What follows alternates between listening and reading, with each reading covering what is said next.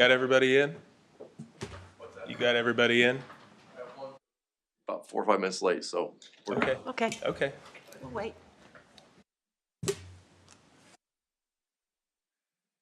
Go ahead and go. Good morning, everyone. I'd like to call this meeting of the Hancock County Board of Commissioners to order. Today is May 5th,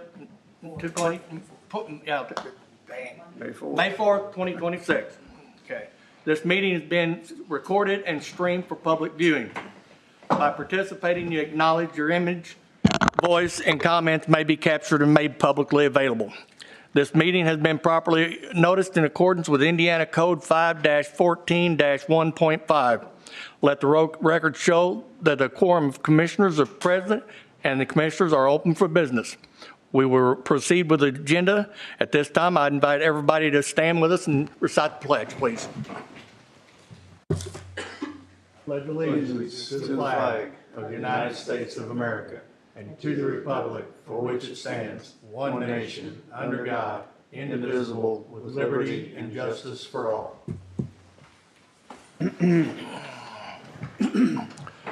Can I get a motion for the minutes? I make a motion that we approve the minutes It's- from It's going to have to be 421? 421. 21. I don't have my agenda here up 2026. there. I don't either. So- 2026. Second. Motion on the floor and a second. Any further discussion? Motion is approved. So Now we have a proclamation to give. we do have a proclamation to give to the Mount Vernon basketball team. We're waiting and for one coaches. coach. Waiting on one coach? Yep. Okay. All right. Commissioner Gray, Somebody's- do you want to go somebody's- ahead? And Absolutely.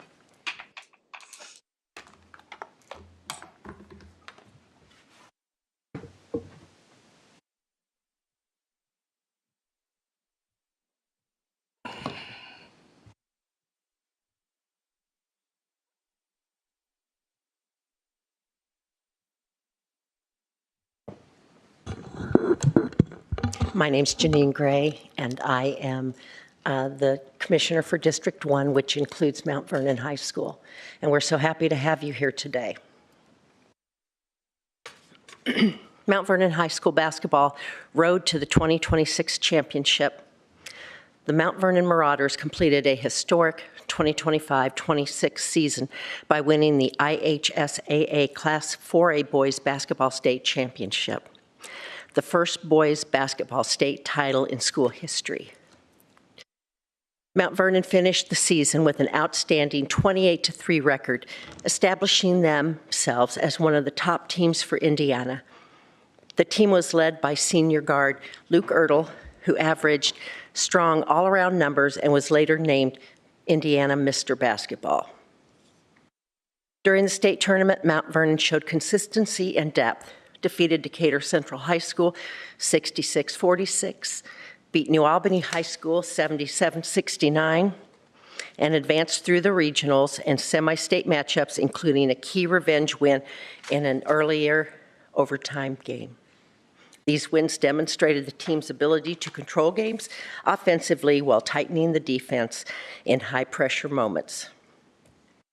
The state championship game and the title game at Gamebridge Fieldhouse, Mount Vernon defeated Crown Point High School 52-50 in a dramatic comeback. The Marauders overcame a 10-point halftime deficit. Ertl led the team with 26 points, 10 rebounds, and 6 assists. Key late free throws by Brady Weber sealed the victory. Therefore, this is a proclamation of the Hancock County Board of Commissioners, honoring the Mount Vernon High School boys basketball team for winning the 2026 IHSAA Class 4A State Championship and recognizing Luke Ertl as 2026 Indiana Mr. Basketball. And the proclamation reads as, whereas the Mount Vernon High School boys basketball team achieved an extraordinary season, culminating in winning the 2026 Indiana High School Athletic Association Class 4A State Championship on March 28, 2026. And whereas the team secured the championship title with a thrilling 52-50 victory over Crown Point High School, demonstrating exceptional skill, determination, teamwork, and sportsmanship. And whereas the players, Coach Joe Bradburn, and support staff of Mount Vernon High School boys basketball team have brought great pride and honor to Hancock County through their dedication, perseverance, and commitment to excellence. And whereas this championship reflects not only athletic achievement, but also the strong character, discipline, and community spirit fostered within Mount Vernon High School and throughout Hancock County. And whereas team member Luke Ertl has been recognized as a 2026 Indiana Mr. Basketball, one of the highest individual honors in the state, exemplifying outstanding athletic performance, leadership, and integrity both on and off the court. Now, therefore, be it proclaimed by the Hancock County Board of Commissioners that the Mount Vernon High School boys basketball team is hereby congratulated and commended for winning the 2026 IHSAA Class A 4A state championship, and the team's players, coaches, and staff are recognized and applauded for their hard work and dedication and outstanding representation of Hancock County. And Luke Ertl is specially recognized and congratulated for being named the 2026 Indiana Mr. Basketball. And the citizens of Hancock County are encouraged to join in celebrating these remarkable achievements and the pride they bring to the community. In witness thereof, the Hancock County Board of Commissioners has hereunto set its hand to this 4th day of May 2026, and that is signed and attested. So congratulations.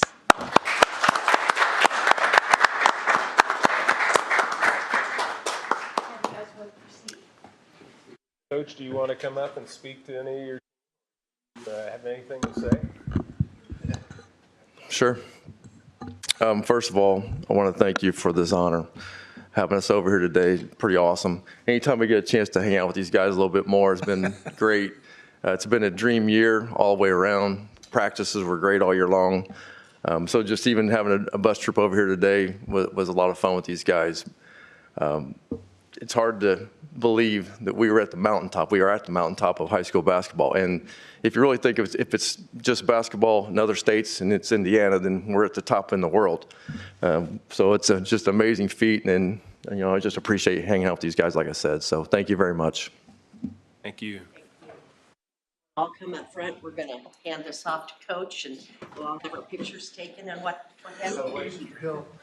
I'm not on the Board of Commissioners. No, that's what I said, you better get away. Let's go over here. Let's go over here and talk. I don't know which way they're gonna take it.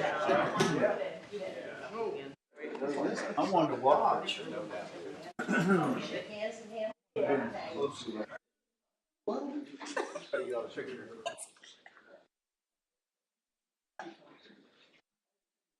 Get down there. There's a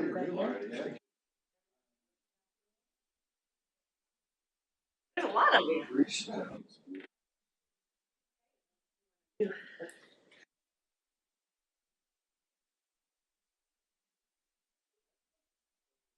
Giggling down there.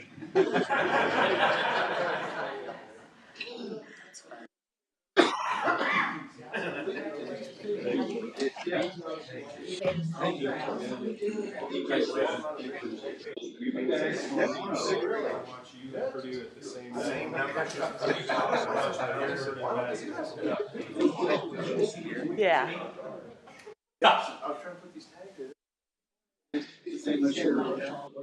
Yeah, by the top, they're all shorter. Hold on. Can I get the team, just the team of coaches?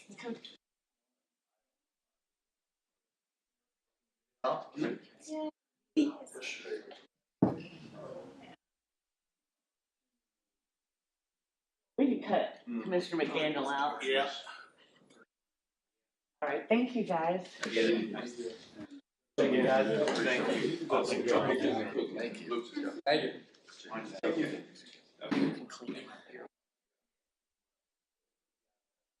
We are. We've been getting them to.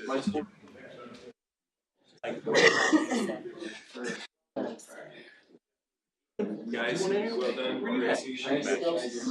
Thanks for letting me enjoy basketball. Appreciate it. You guys did great. Come back. Thank you. Yeah. Sorry we have to send you back to school, guys.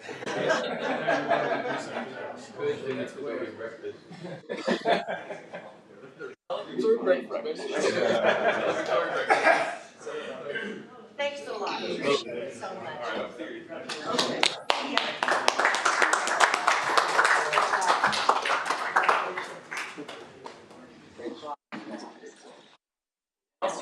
Congratulations. Congratulations. Now on to something not nearly as exciting as that. What are you talking about? This is drainage. I know. The most exciting thing that goes on in the county. Can I get a motion to recess? Motion to recess the Second. commissioners' meeting. Motion on the floor and a second recess for the drainage board meeting. All in favor, say aye. Aye. Aye. Motion carries.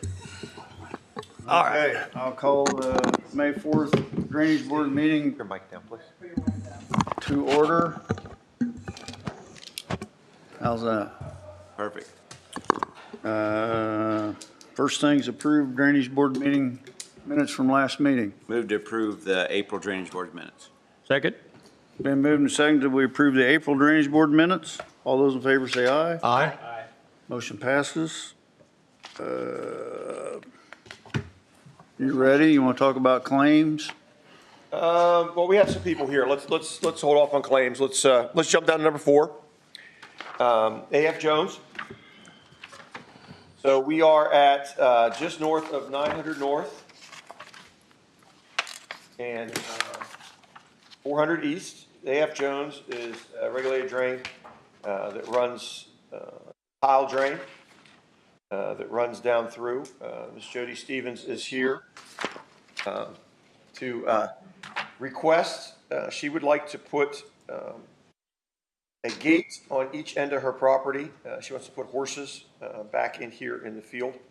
And so she's coming to request to put a gate at the corners of her property right here, as you can see on the map that we have there. So this would be it's really a gate crossing. Usually for a crossing, we usually have she could be open for people, for her to open to get into the field, the pasture that she wants to put her horses in. She wants to put a fence up or a gate at each side? Well, she's going to put a fence all the way around in her property where horses are going to be. Yeah. She wants to put a gate at both ends. We had a conversation about this in case we need to work on the tile. Okay. So that way, instead of it being a fence there, there'll be a gate there that we can open it and then we can actually work on the tile so we don't have to take out any of the fence. Okay. So to me, it made a lot more sense than trying to put a fence up and then worrying about taking the fence down and being in a problem. So putting a gate at each end, so that way, if we needed to work on the tile in those 2 locations, it would be able to handle that. So, Just don't put the post in the tile. what's that? Just don't put the post in the Yes, we won't tile. put, yes, absolutely. Put the post far enough out of the tile, absolutely. Yes. I move that we approve the gate crossing for the F. Jones regulated ditch. Second. Been moved and seconded, do we approve the crossing of the Jones with gates for Jody Stevens? All those in favor say aye. Aye. Opposed? Motion passes. All right, so let's move along to number 7. We have the Williamson ditch, which is just north of 200 South Weber Road. So, Boob Gardeners are here. They have a 200 south and where? 200 South between 9 and Franklin Road. And Okay. Is that not in the county? Who needs That's 3 pools? Okay. Who needs 3 I thought that pools? was Kent or city. no, that's the shots that we took. I know, it's a joke. That we have that are there. So the Williamson ditch is an 8-inch tile that runs It's an arm of the Williamson ditch that runs over. It is a tile that runs through the backyards. It actually splits the Boomgardner property for where they're at. It is only an 8-inch tile, has a 75-foot easement on it. They are, as you can see, that they would like to increase the size around their pool to put a deck on it, to put a concrete, I don't know if it's gonna be concrete, it's probably just a wood deck. Just a wood deck that goes around it for where it's at. It'll be 65 feet from the tile is currently 65 feet from the pool. The deck would be 57 feet from the tile. So we have plenty of room to work on an 8-inch tile in the back there. I'd be more concerned about the barn that's right next to it then. Well, I understand that, but that's already The already past. there and been there for a while, so. So, Steve, county hold harmless? We need that? Structure, is it a deck? It's a deck that connects to the pool. I imagine it's going to have, you'll have pilings in the ground, or is it just going to be a removable deck? Because we had one that went around, because we took it out this weekend. It was 2 foot that went around the edge of the pool. Right. And I could take it down. Okay. So, and I, no one. But it was not into the ground. Maybe the wood settled an inch or two, but that was Okay. it. They're not putting posts in the ground for this one? Not that I'm aware of. Okay. It'll be removable then? I mean, I'm just thinking excavator swing or something, if we had a big deal. But you're Yeah. not gonna be that close. It's gonna be where we use a mini You got anyways. a long- We're 57 feet away. If we hit Quite a that with bit. a mini excavator, we Can got hear the you. wrong person doing the job. That's quite a bit. Yeah. I move that we approve. And the other side of that too is that comes with it would be an 8.5 foot encroachment. So there would be a $212 fee. So that's up to you whether you want to include that or waive that from that. Yes. Since you're that far away, so. I move that we improve the Williamson regulated drain encroachment with a standard county fee and a county hold harmless. Second. Been moved and second that we approve the encroachment on the Williamson regulated drain at 774 West Rubber Road, including the standard fees. And hold on. All those in favor say aye. Aye. Opposed? Motion passes. Yep, you're welcome. All right, so let's start at the top then and work our way back down. Let's work through our claims. So, as you can see, doing a lot more work right now. Farmers are in the fields.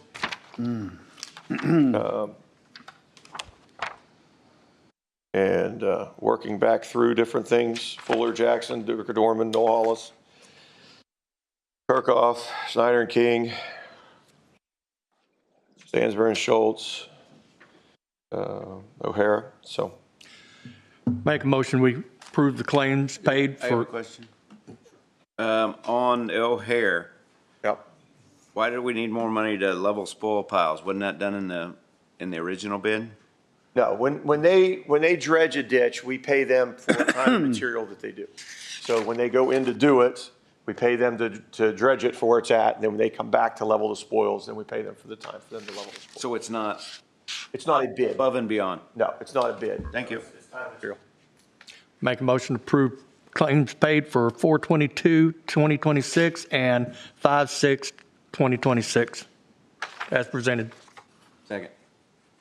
That's 4/8/2026 and 4/22/2026. That's Wednesday. What do I have here? That's, The ones presented are 422 and 56. Okay. Yeah. And I have 4/8 and 4/22, so.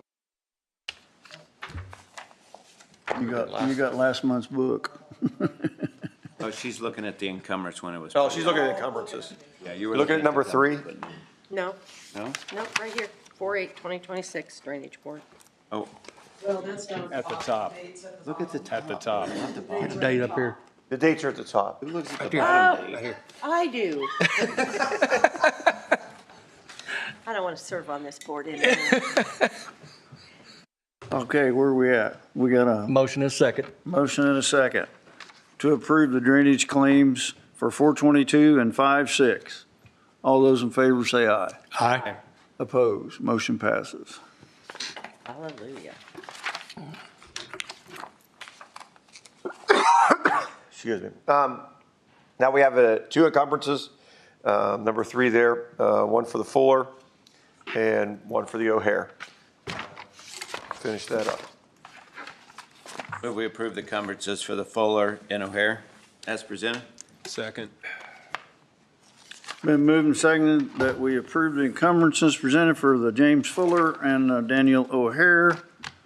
All those in favor say aye. Aye. Opposed, motion passes. All right, we'll just move down the list. Number 5 on your list, Dedish Culp Minor Subdivision. This is 700 West. You on the screen there, 700 West, just north of 500 North. It is this property here that goes right up against the Meadows, which is a McCordsville subdivision. They are looking to divide this into a 2-lot minor subdivision. One house is already there. Second lot they would like to put on the back side.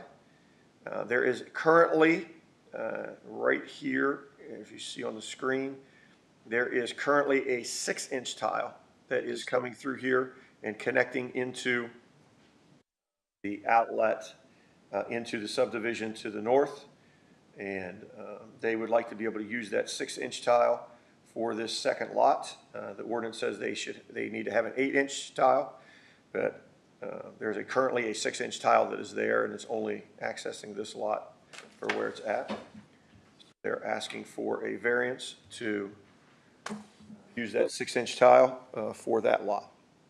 Have you looked at it? Yep. How old is it? It's clay. And it's open? It's open right now. I mean, Right now. we had to look at it. We had to have them open it up. Yeah. And it outlets into So the it goes into the subdivision to the north. Yes. It To the goes into north. a manhole. So that's not very far. No. It's only what, 100 feet. Yeah, for where it's at. Yep. Well, if it's got a good outlet after that, I ain't got no, Play kick the can. I mean, if something goes wrong, it's up to them. Yep. And they have an outlet for it to go into. So and that also has a $250 fee. I move we approve the variance of the 6-inch tile for Dede Culp Minor Sub with the standard county fee. Second. Moved and seconded that we approve the variance to use 6-inch tile for the Dedish Culp Minor Sub with standard county fees. All those in favor say aye. Aye. Opposed? Motion passes. So now we're going to move in the county here. This is Fairway Village. So this is 100 South Davis Road. And just east of 9. And we're going to move down to number 8. 8.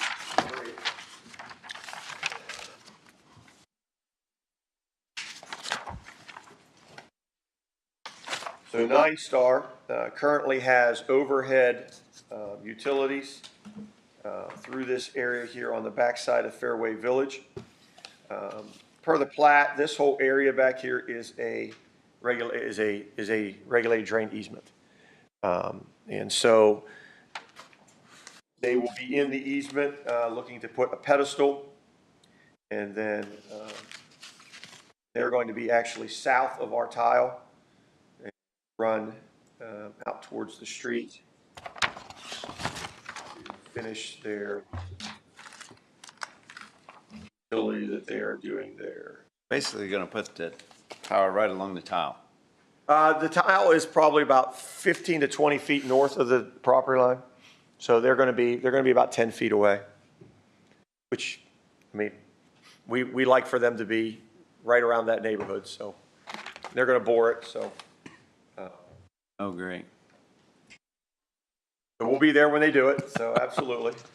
So yeah, they're going to put a transformer box there. I move that we approve the utility crossing for 9-Star at Fairway Village Boulevard. Second. Do we need county hold harmless on this? With a standard county hold harmless. And no fee? Charge any fee Oh, normally. it's to 9-Star, isn't it? Yep. Normally let 9-Star. It's 9-Star. Yeah, we're still paying that bill. Without a standard county fee. Got a second. Been moved and seconded that we approve utility crossing for 9-Star at Fairway Village Boulevard north of Davis Road and withhold the standard county fee. All those in favor say aye. Aye. Opposed? Motion passes. All right, we're going to move back around and head back up to 700 West. So this is south of 500 North. Is this number 6? This is actually, no, number 6, we are knocking off the agenda right now. They did not get back to us. What number are we on? We are now at number 9. 9.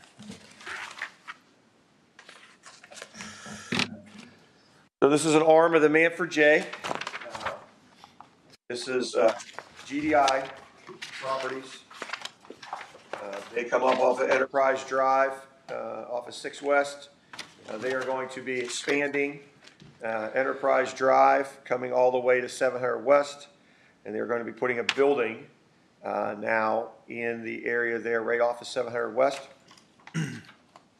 And we have a county tile that runs just up behind that house that is there on that property.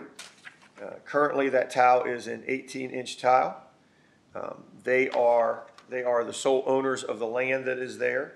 They are proposing, in your packet there, you should have a picture of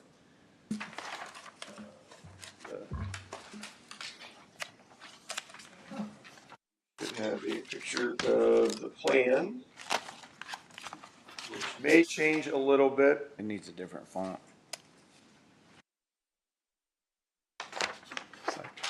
Which may change a little bit. I found out on late Friday. Well, this is their paperwork and what they want to do with it, but I found out on late Friday because they just got the drawings back from Aqua, Indiana, for the sewer that they're going to be running through there, and they're going to have to move their line a little bit closer, a little bit further for where they're at, but it's all on their property. But they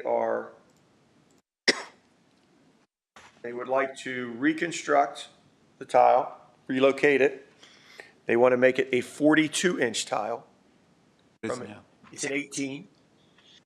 Now the building to the south, we had them put a stub in there, and the tile that runs out of that manhole is a 42-inch tile as well that they'll be tying into to the south. And they would also like to reduce the legal drain easement to a proposed 30-inch legal drain easement from the standard, 15 on each side of the tile, which is usually what they do in subdivisions whenever you have tiles that are in the ground. So they would like to make it a 30-foot. So, Steve, I don't know what's the proper way to do that, to do the easement after or to do the tile first. It's all owned by one landowner, so they don't have to have a hearing. Final Well, plan you just got, is it gonna change again? the plans will change a little bit, but I mean, those still have to come through our office from a standpoint of, to be approved by our office. Even if we were doing the other, we would still have to approve the plans. It'll be pretty close to where it's at, for where they're looking to show it. So are they really asking for approval and this is not really the final thing? It's close to where they want to be. They're going to be a little bit to the east. They just come back when they finally figure out what they want to do. I mean, they can. I'm asking, I mean, if we approve this, then they come back and say. But usually we've approved them based upon approved drawings from the surveyor's office, is how we've done it in the past. So that way, whenever those approved drawings come through, whenever we approve If the they drawings. change it again, then they gotta bring it back? So once the drawings are finally approved, that's where it is from a location. So, because they're moving it on their own property for where it's at, that's why we'll make sure that wherever it's at, it's accessible and it's usable and all the things that it needs to happen for us to be able to work on it. And the big thing that we'll run into is when they get to their plans and things is plantings, right? Anytime you have a factory or a commercial site, the building and planning department has them put landscaping up and different things like that. And so as they finalize those things, we'll have to make sure that, you don't have any hardwood trees so close to it. You don't have those types of things. So as those plans come through, we have to make sure that all that stuff is done as well, where we're at. Will the encroachment be the building or parking lot or what? There is no encroachment. This is a relocation and a reconstruction. Reduction. Of easement. Reduction This is number 9. of, A reduction, okay, the reduction of easement. The easement they're wanting to reduce, will it be building or parking? Most of what will be around it will be pond, landscape. It'll be open parking. Yeah, an open parking lot, yeah, and the road. Yes. Yeah. I guess my concern is obviously buying a piece of property and then wanting to reduce later, but if they put a 42-inch tile in there and you got 15 feet on both sides, your spill pile's gonna be bigger than that. So we need state and county hold harmless to dump dirt on the pavement and it's their problem or what? When you gotta go and tear that tile out, if for some reason? Right, or you can make your easement larger. Harmless won't matter because it'll be outside of your easement if you Right. reduce it, that's. Oh, that's right, okay. Right. I don't see how you're gonna work on a 42-inch tile with 15 feet on both sides. Yeah, I mean, I know it'll be tight, absolutely. But do we want to constrain you in that manner? Right. well, here's the problem to me. 50 years, they won't know. Yeah, sure, you can show. Yeah. Or 25. Somebody else will be stuck Yeah. with it. This is the rough layout. So it'll be clean up And here, we'll be fixing it. over here in the grass area with the 2 crossings. So It's going to be concrete tile, by the way. it'll be a reinforced concrete pipe. So This is the pipe, right? it will be in this 30-foot easement coming right up here on. Right through But is this this, area. this is not the pipe I'm looking at? No, that's just additional easement lines that are in there for now. So this is the edge of the road. This is the edge of your pavement. So there's 30 feet here? So right now we've got 50-foot half right away, and then we've got an additional. We've got a 50-foot front yard buffer. So from this line to here is 50 feet. So there'll be more than the 30 feet. Okay. That's not enough room. You can say that, would they, you guys would be willing to, from the easement, from where you want to reduce it, you can reduce it to a minimum of a certain amount, or you can leave it in place for where it's at. Right? Am I right with that? Yeah, they could really do that from whatever stands. What's a safe easement size for them to work into, like 75 feet if you've got 50? 50 feet? 25 each side? Okay, what's Right? 20, Okay. what's 20 more feet? Could you come up here and talk? Yeah. Say there was a 50-foot buffer yard requirement from the planning and. Yeah, why don't you let us know who you are? Yeah. Yeah, sorry about There's that. already a 50-foot buffer, they can't. Yeah, is it 50 feet for the right of way? So I'm Eric Wickstrom with American Structure Point. So right now we have a 50-foot half right-of-way for for County Road 700. Then we also have a 50-foot buffer yard, and then we were planning on putting within the buffer yard the 30-foot easement for the legal drain. That makes sense? So you're going to take 50 feet and put 30 feet inside of it, basically? Yes, we will have 50 feet of grass in the front yard, and then there will be a 30-foot easement within that 50-foot area. Can we have the whole If 50 it's feet? like an easement, then I can discuss that with the landowner, but I don't personally see a problem with that at this time. Could make the buffer yard. Problem is, they're gonna widen 700 eventually. That's why there's a 50-foot half easement. So that's gonna be narrowed up in time. Well, but you have the 50-foot half right away for that, and then you have the 50-foot. So they've already set up the 50-foot for 700. So the buffer yard at the planning department's after the right of way for Right. the road. Then the buffer yard's on top of it. Am I right? I don't want to misspeak. Yes, That's right. that's correct. That's the way to do it. So can we ask for that whole 50 feet? That way we can put a standard county hold harmless in it. Obviously, if we gotta go there and do it, we may be less than 30 feet. But if something happens, we don't wanna be liable for it to repair that tile. Can I ask you a question? In that buffer yard, is that where your landscaping is going to go? Most likely, yes. Yeah. So then the only thing you've got in that is landscaping. So trees and shrubs. So if we need to get in there and work, that's what the hold harmless is. If we tear up your landscaping, that's our easement, and then you're okay with that, or whoever owns the property's okay. I think that's what you're getting at, isn't it? Yes. Which is way better than pavement or whatever. Right. In my opinion, but I'm If we approve the 30 feet and we end up tearing up brushes, we're liable for them. That's totally fine. outside of your easement, yeah, if you shrink it down that far, absolutely. No, So totally fair. we're requesting a 50-foot easement with a standard county hold harmless in that 50 feet. I can easily talk to the owner and see what they say, yes. Are you See, I okay? can compromise. Are you okay to come back next month with that, or? I don't see a personal problem with it. Okay. I know you don't. But I was gonna say. Well, and then if there's still some question of where this is gonna be. So at the moment, Aqua Indiana came back requesting that we extend the 12-inch sanitary sewer along County Road 700 to the north to continue service for future expansion to the north of our Enterprise Drive. So at the current time, we were not expecting that. And so we would have to then move currently our design further to the east a little bit to handle the tile and the sanitary sewer to get the 10-foot separation required at minimum between the two of them. Now, obviously, we're going to space them a little bit wider apart for obvious constructability purposes, but we have to go back and reroute that. We just received that notice on Friday from them. we really don't know where we need to be. I would rather wait for this next month and You really deal with need it to then. Figure that out, really. Yes. I mean, kind of the way it looks to us. Nope, that's totally fine. Not gonna argue. Cool. Thank you. Thank you.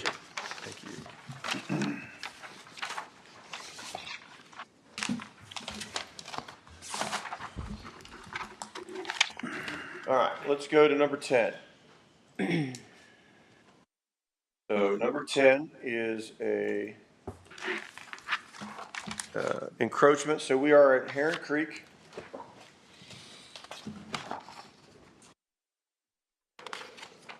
All right, so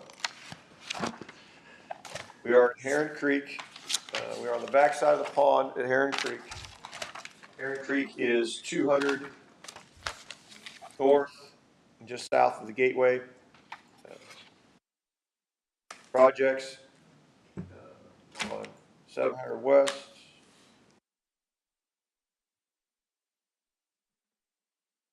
In between 6 and 7 west, Between isn't it? 6 and 7 west, correct? Is I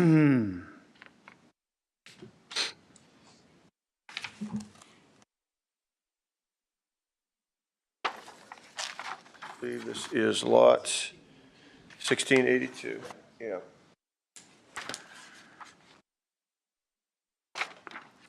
Jeez. All right, so what they would like to do, so 1682.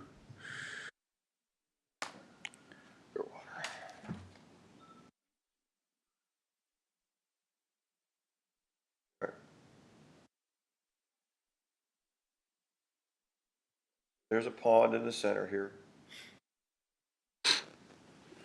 Pond has an easement around it for us to be able to work on. We have a tile here that's coming in. As you can see here on the thing, the red line doesn't quite show exactly where that tile is, but GIS kind of is drawn a little wonky there. But you can see the area. There's the outlet that's here. We also have pipes that are coming in from those two sides. Their lot is right here. They are requesting an encroachment into the easement because they would like to build a fence. So they would like to build a fence around their property into the easement here to enclose that area right there. On the drawing that they gave to us, 40 by 40 by 61 fence off the back of their house, really to their property line, goes to the back there. From our standpoint, there is a safety ledge that's here. The only access we have to the pond right now, there's an easement this way coming in, there's an easement this way, and an easement this way. And we only maintain the outlets, so we do these pipes that are right here. But we have to maintain. The pond is the homeowners associations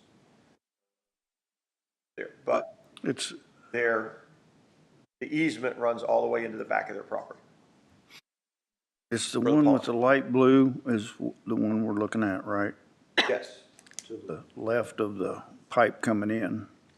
Do the service people have room to get around that pond with that fence being in there? Is that at the? That's not, so we only deal with the pipe that's here. We wouldn't be coming in over there anyways. There's no access for us over there.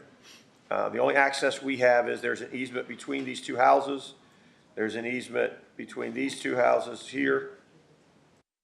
There's an easement down here. So it does not affect Does the not affect outlets us at all. getting to the tile that's there. Now, How much do they want to encroach? I can't find that. they are going to encroach 15 feet 15. into the easement. So it's 15 feet kind of you can kind of tell where the grass is a little darker Yes. and a little lighter, so that might be that 15 feet from. So the easement runs, so here on my drawing, right about there. Yeah. It's 15 feet. So they're looking at encroaching about that far. Like you said, there's no reason for us to be over there, but they're just encroaching. We do a standard county home harmless and we move on, right? Yes, yeah. I mean, from that standpoint, yes. And you're also going, everybody else around there that wants to do this is gonna do They're it. gonna shrink it down. Well, I mean, set a Because precedent. once you set that precedent, I mean, everybody's gonna want to do the same thing. I'm not disagreeing with that. That is also the purview of this board of, the lot that's there doesn't have an easement or a tile that's running next to it. The next one does over. And so I'm just letting you know from that standpoint, I think it would be a bigger issue for the homeowners association and the developer. I know it would. Just because they're gonna have to clean that pond at some point and mow that pond and that easement, but that doesn't affect this board. That's not our problem. But I know it don't, but I'm also a HOA president, and I know good and well that I would not want a board actually giving them precedent to set that for everybody around that pond. Understand that? So,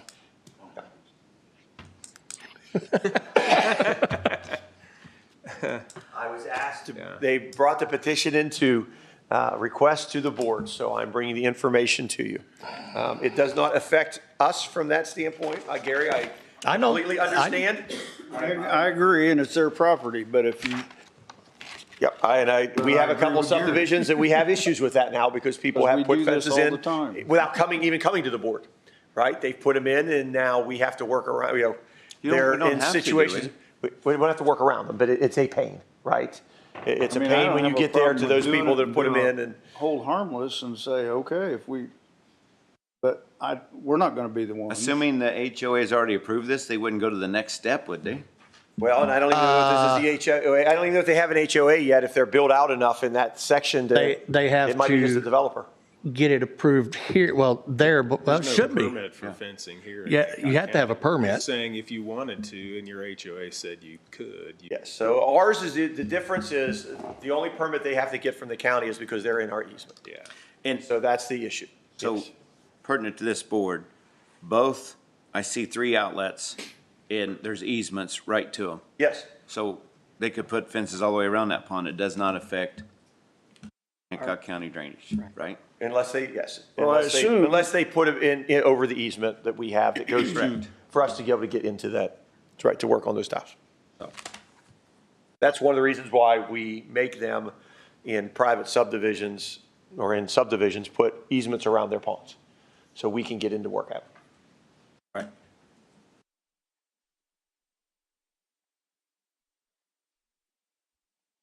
Well, I would make a motion that we approve the 15-foot encroachment from Heron Creek on North Clearwater Drive with the standard hold harmless for the county. And it would be a $375 fee, $15 per, $25 per foot. Yeah.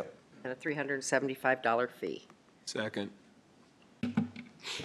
Been moving, saying that we approve the encroachment, I guess, on North Clearwater Drive and Heron Creek with the standard county hold harmless.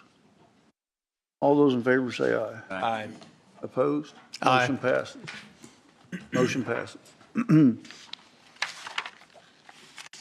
All right, so let's go to number 11. All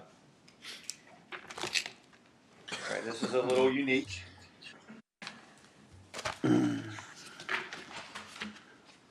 right, so this is US 40, just outside town on the east side. I don't have 11. I got 12. So I got is 10. the, No.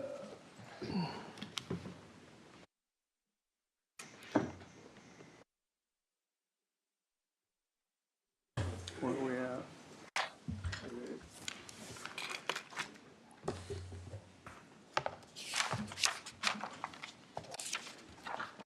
all right, so this is the Church of God, if I remember correctly. Is that right, Cory? Correct. What's that? Okay, Church of God there. Okay, so currently there is a building in the back there, off of 40. So if you look at the thing that we have here, so it would be this building that's back here. They are going to tear it down and put a new building up. The new building that they want to put in is going to be for men who come out of the jail for substance abuse and different things, kind of like a house to help them start to assimilate into society for where it's at. The issue that we have is that the regulated drain that runs down through there right now and where that building is,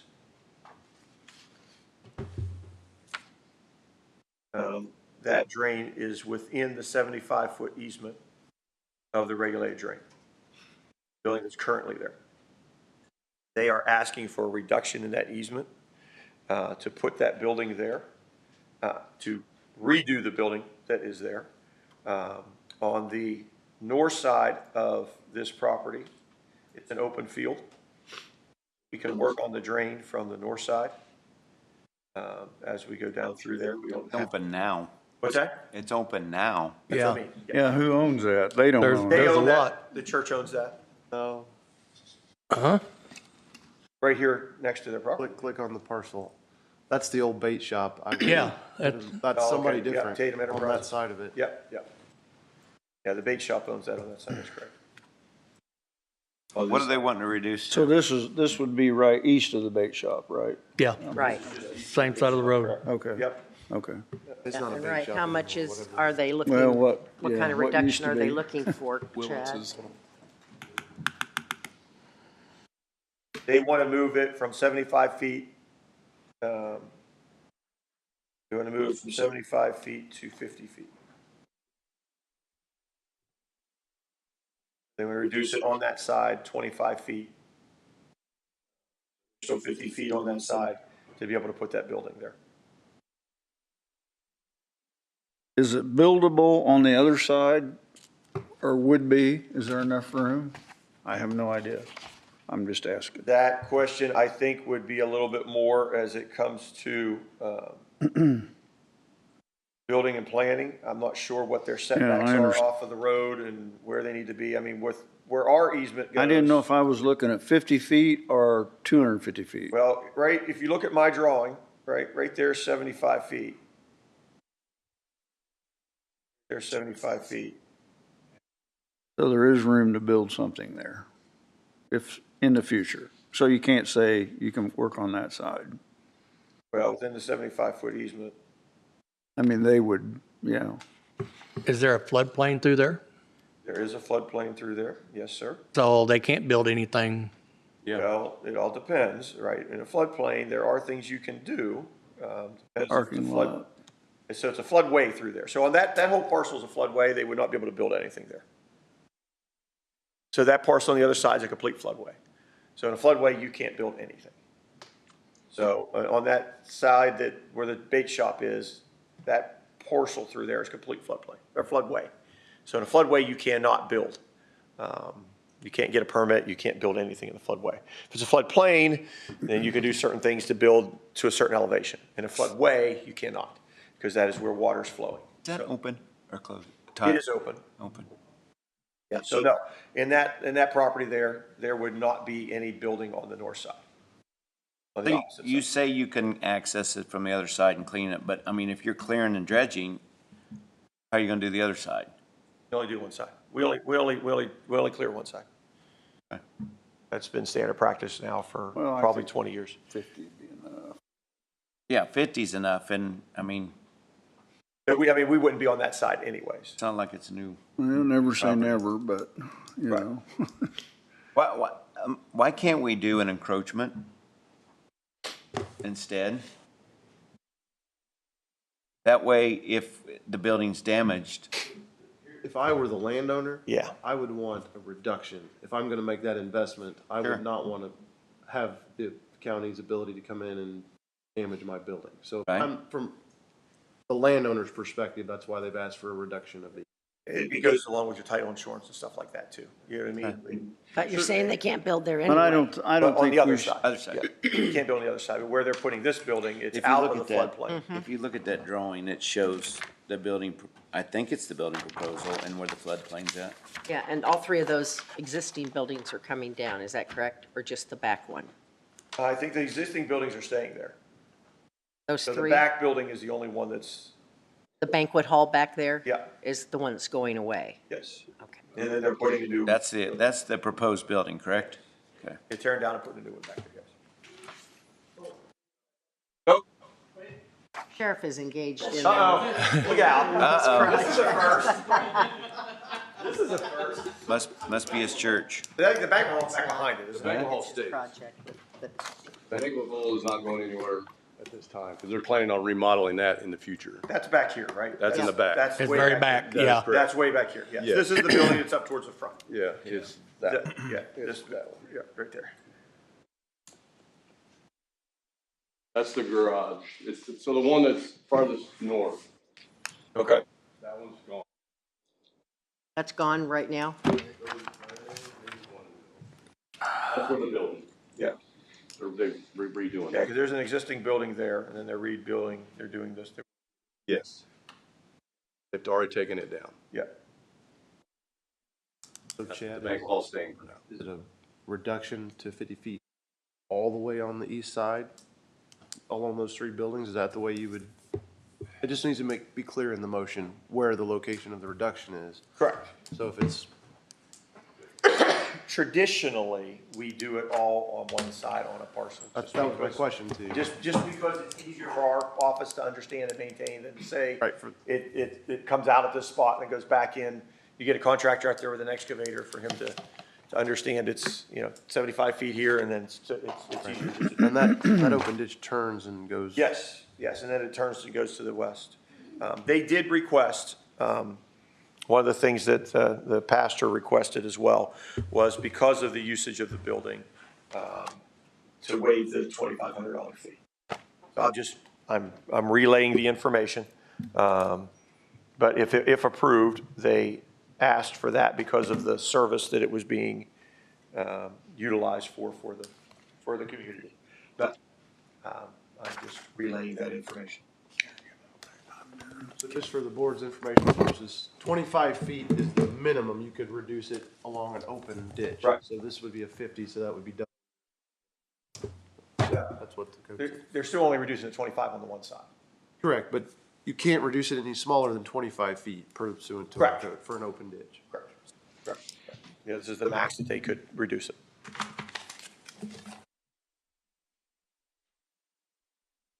I move we approve the reduction of easement for William New South regulated drain. That's presented.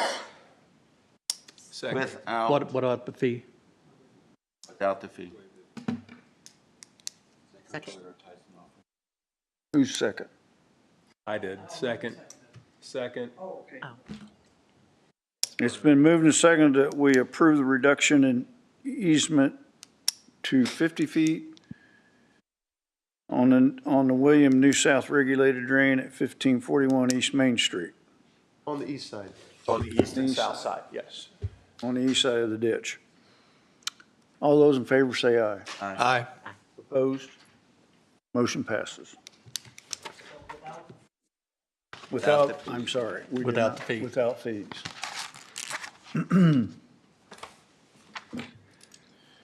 All right, one more item here. It was brought, we had talked from the board here, number 12, we had talked to the board about the fees that we had from the drainage board. We went back and it was requested by the board to go back and find the resolution and the items of what set up our fees and where they're at. It was very interesting reading, actually. When it was originally done, it was sent to the commissioners, and then it was determined that that wasn't the right way to go, that the commissioners actually didn't have the say on the fees that was set by the board. So that they actually went back in the minutes and had to redo it by the drainage board, had to set the fees for the resolution originally for where it was at.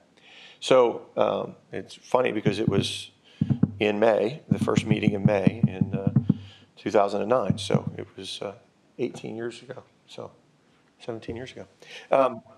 So I talked to the auditor upstairs and got a resolution number for the fees that we would look to move. The question is, and I don't know, and this is more of a question for, I guess, our attorney, and maybe Mr. Binky can help on this standpoint while he's sitting here as well. Is I'm not sure, and the question was asked, does this, since they're changing of the fees, does it need to be advertised first or not? My thought on that would be it needs to be. Okay. If there's a proposed resolution, they could use it with not, do you have a proposed number? Do you have numbers? We have the number and everything, yes. So we have a proposed number and the resolution and the way the fees are on there. So we have that in the packet for what's there. And then we could advertise it and then at the next meeting, I think, bring it through. So I think that's the way to do that. So We're in agreement. You need to, hey. those numbers are agreeable to everybody, advertise and then have public comment. Yeah. So just so everybody understands, the things that we would like to change and alter within there, dependent, obviously it's been 17 years since this has been updated. And the way that we looked at it from our office was that we want to continue to maintain the property that we have access to through the easements and things that we have so that we don't incur more costs that we have when people are doing things. So the reduction in regulated drain easement currently reads $2,500 per lot or parcel and or $25 per linear foot. We would like to change that to $25 per platted lot or $25 per linear foot, whichever is greater. $2,500 per platted lot. Yeah, $25 per platted lot or $25 per linear foot, which is greater. So like on the property that we just had where they relocated it, if they were looking to reduce that easement for 1,000 feet, you know, it'd be $25,000, which is a big difference as opposed to $2,500 because we're talking the linear feet that they're using for that. The regulated drain encroachment, we kept the same at $25 per foot, minimum of $250. Reduce either to daylight or to reduce from the 8-inch pipe, we went from $250 to $450. I think we all understand that we'd still like for them to have an 8-inch pipe or a natural water course to go into. We added the filing of a petition for the removal or obstruction of regulated drain. mutual drain. We had that issue here a little while ago where really no fee was ever being charged for someone to bring a petition in for the regulated drain, mutual drain for us to, by state statute, I have to investigate that whenever they bring that in, but there's no monetary side of that. So this allows our office to go and look at that and observe what the issue is with the mutual drain, but it also puts some skin in the game of the people who are bringing a petition in for what's there. Utility work, regulated drain crossing permit, we moved from $250 per crossing to $500 per crossing. And then the regulated drain encroachment permit for the utility work is the same, $25 per foot and minimum of $250. So if the board is amicable to these changes, we will put them in notice and publish them, and then. Need a motion? Need to introduce resolution number 2026-5-1 as presented. Second. Your date of your next meeting? The next meeting, that's what I'm bringing up right now. It is June the 2nd. All we have to do is just introduce it. Then it has to go out for public. It's been introduced. We don't have to vote. We just sign it. Got a question related to this when you. Yes, sir. At the last meeting, I'd asked that since we'd spent, this is, it's been almost 30 years since we. Right. Is there a way to do that annually? And then I don't know if there's anything in code. I seem to see something in code where it doesn't say annually, but it gives a term of every 5 years. We can do that. We can, the board sets, I think in code it says the board sets fees as they see fit. So I can, our office can look at these every year, and within every 2 or 3 or 4, whatever the board would like, we can bring to the board if we believe those fees need to be changed or adjusted at those points. And they probably do. I mean, we're not. With the way inflation is and things are at, absolutely. Community for nothing with that. It makes your office busier and. Absolutely. Yeah, we will probably be bringing to the commissioners here a little bit later in the year for some changes in the fees for our erosion control and things like that, because it's been the same amount of time for that, and obviously that has changed a lot. So there will be some changes to that as well. So, but yeah, for the drainage board, under the home rule, they are able to do this. And so, yeah, I can, every year at the beginning of the year, we can bring in some numbers and show where those numbers played out, and then whether we need to adjust those fees or not. Okay, yeah, absolutely, Bill. Appreciate that. Anything else? Motion to adjourn? Well, number 6.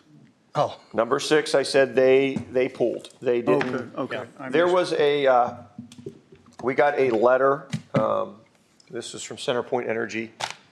They are doing a project down on the Steinmeier Road extension down there by New Pal. And they sent a letter back that they didn't like our hold harmless and wanted to redline some of the things in our hold harmless. And so I sent that to Steve, and we sent it back to them and said, no, this is the hold harmless we have. And so I got an email from them on Friday, late Friday, like after 5 o'clock on Friday, that they said, okay, we will sign the county's hold harmless now, but we haven't got that done and we need to get things together. So they didn't get stuff to us to finalize for being on the agenda for this time. So they will be on agenda. Jumped over that, and I guess I missed a wire. Yeah, and so that's where we're at. Got a motion and a second. Yep. Been moved and seconded that we adjourn the May 4th meeting. Any other discussion? All those in favor say aye. Aye. Motions passes. We are adjourned. You guys need a couple minutes? Thank you, everybody. Okay.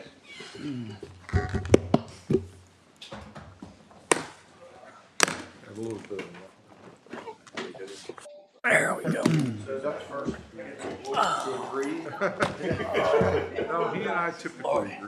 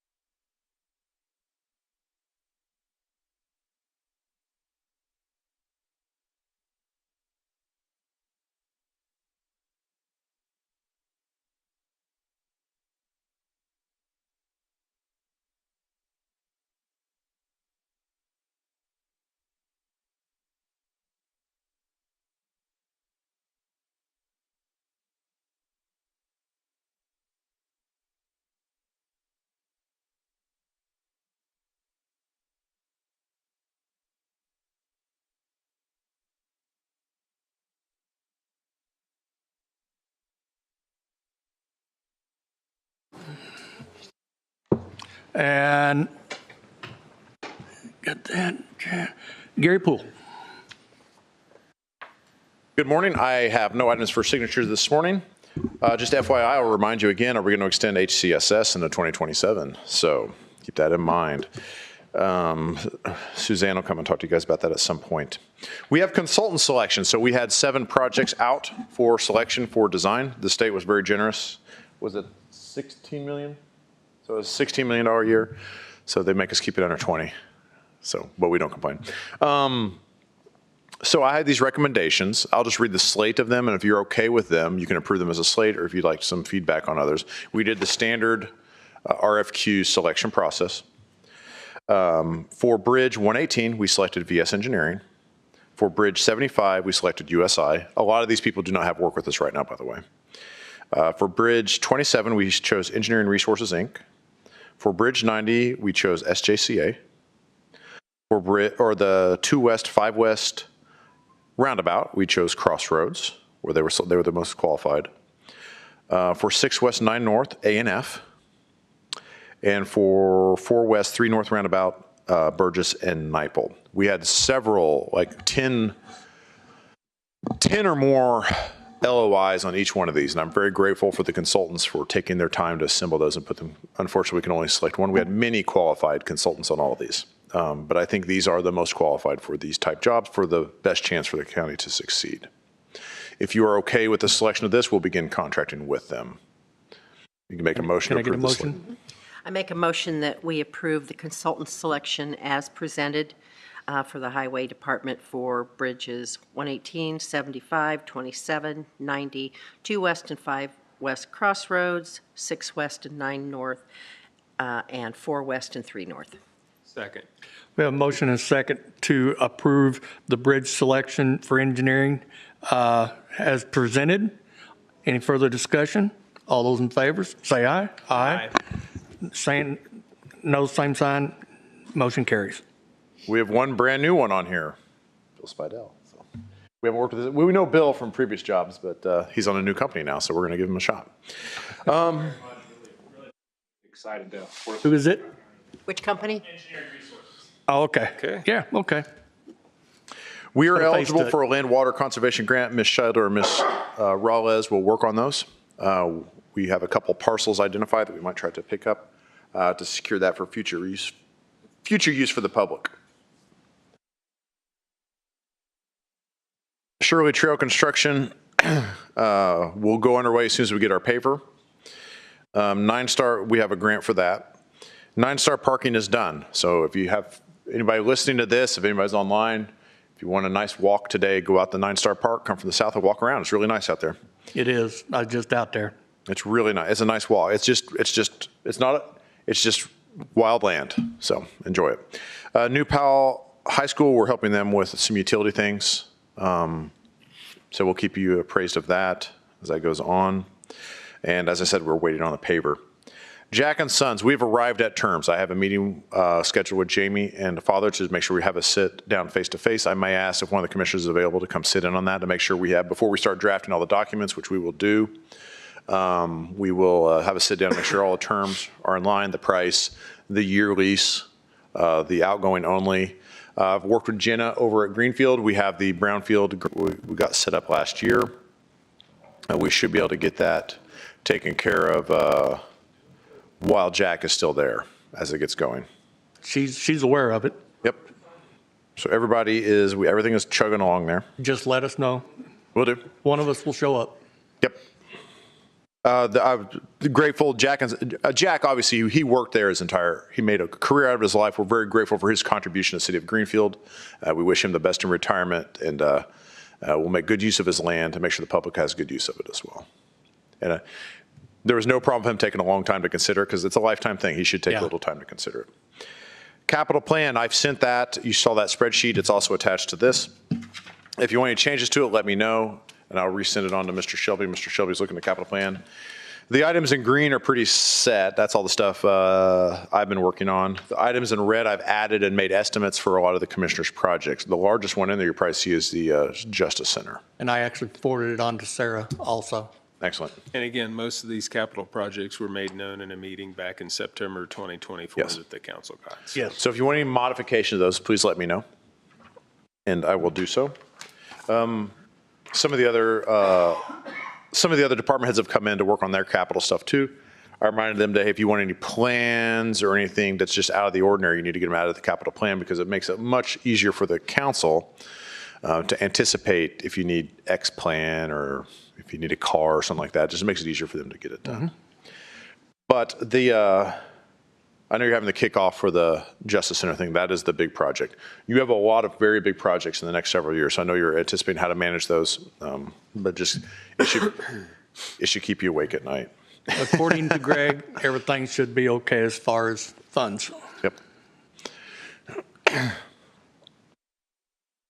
Walnut Ridge Drainage, if you look, this is one of our neighborhoods that's inside Greenfield. I'm sure they enjoy the Greenfield amenities and the Hancock County taxes. So we have Glenn Murrow and myself met out there. We have a simplified plan put together because we like simple plans to address some of that, making sure that is taken care of out there. So that will be underway. We will follow up with the drainage easement. Glenn and I are fine. So I get it built, figure out, give the guys actually doing the work room to work, and then we'll fit the easement around it in case there's a problem 20 years from now when we're all gone, that there's an agreement in place that we can fix it. Because it is all on Greenfield property. So we're helping out our neighbors here, but it is on Greenfield property. But our water does go through it, so I want it to be right. So it's mutually beneficial. Expense and revenue variability, we already talked about that. So we're still working on that and seeing if there's any way we can narrow that down. We did increase our 5307, speaking about HCSS, it increased from $319,000 a year to $322,000 a year. So we got a little inflation bump on that, which was nice. And I'll announce for the public, our winner of the top plow, unfortunately, Kevin Driscoll passed away. He was our best plower, so we'll miss him. But Chris Sorrell was our top plow this year. He plowed the most hours and had no accidents. Oh, wow. So we're very proud of it. It's very difficult to drive those plows and not have an accident. It is blinding out there and it's scary, and we're proud of him for getting 117 hours in and not having any accidents, not getting stuck, not banging anybody's car, not banging mailbox. Like, it's really hard. I myself have gotten mailboxes. It's hard because the snow shoots out like a turret of destruction. And if your mailbox isn't super solid, it's coming off. The news. I'm glad the our news. insurance carrier was not here to hear that. But yes. The news is laughing. Perhaps I'll draw this up in a comic next time. And I can get in the comic section of the Greenfield Reporter. I can only dream of getting on Greenfield Gabber. I haven't made it yet, but I'm sure they're looking for me. I'm sure everybody else has. I'm sure. It is election season. It's time. Barring that, that is all I have for this morning. Thank you. All right, thank you. Oh, of note, Heritage Group has reached out to talk to me today. Okay. I can only imagine what it's about. I'll report back when I talk to them. Thank you. Thank you. Okay, Cory Taylor.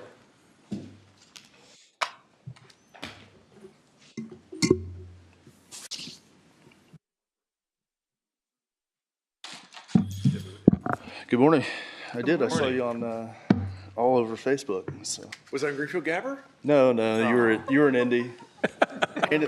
Snacks instead of running. Were you running or not? We couldn't tell if you were eating cookies or handing out cookies. I was handing out the cookies. I may have had a couple.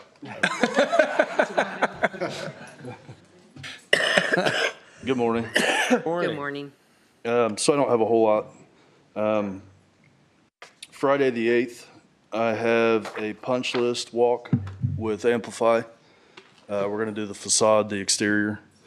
That's pretty much all day. They're going to do that one day and then do the interior another day, which they haven't sent me that date yet.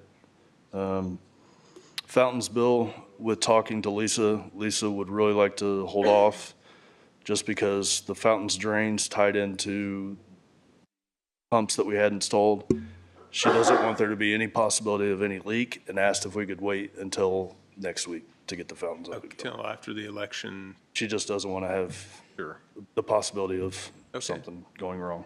I can understand that. I need to add pest control service to the prosecutor's office, and I also need to add exterior pest control to the courthouse. With doing some looking into, so the pest control is under facilities maintenance.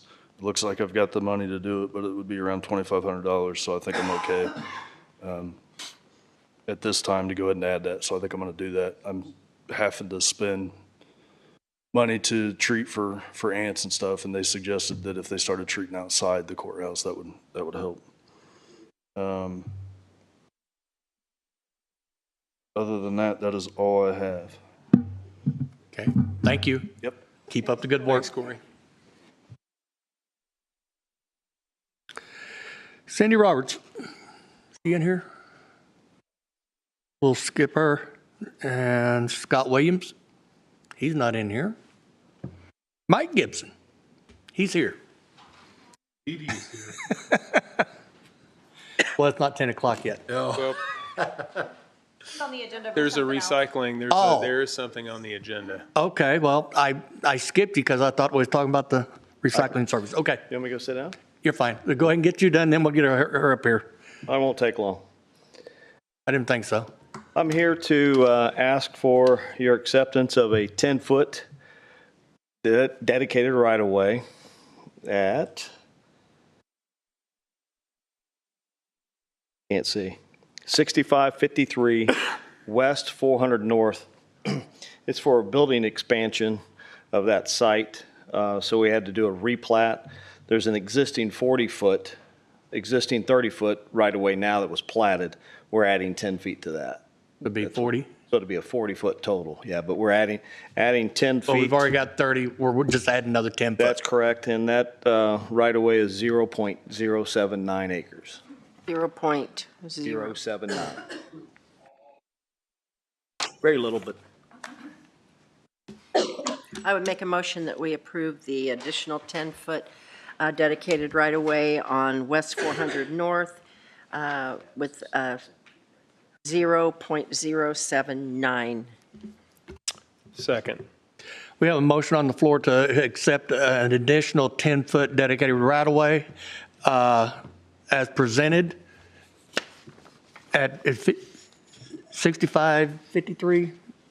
Didn't write it down. West 400 North. Okay. All those in favor, say aye. Aye. Same sign. Motion passes.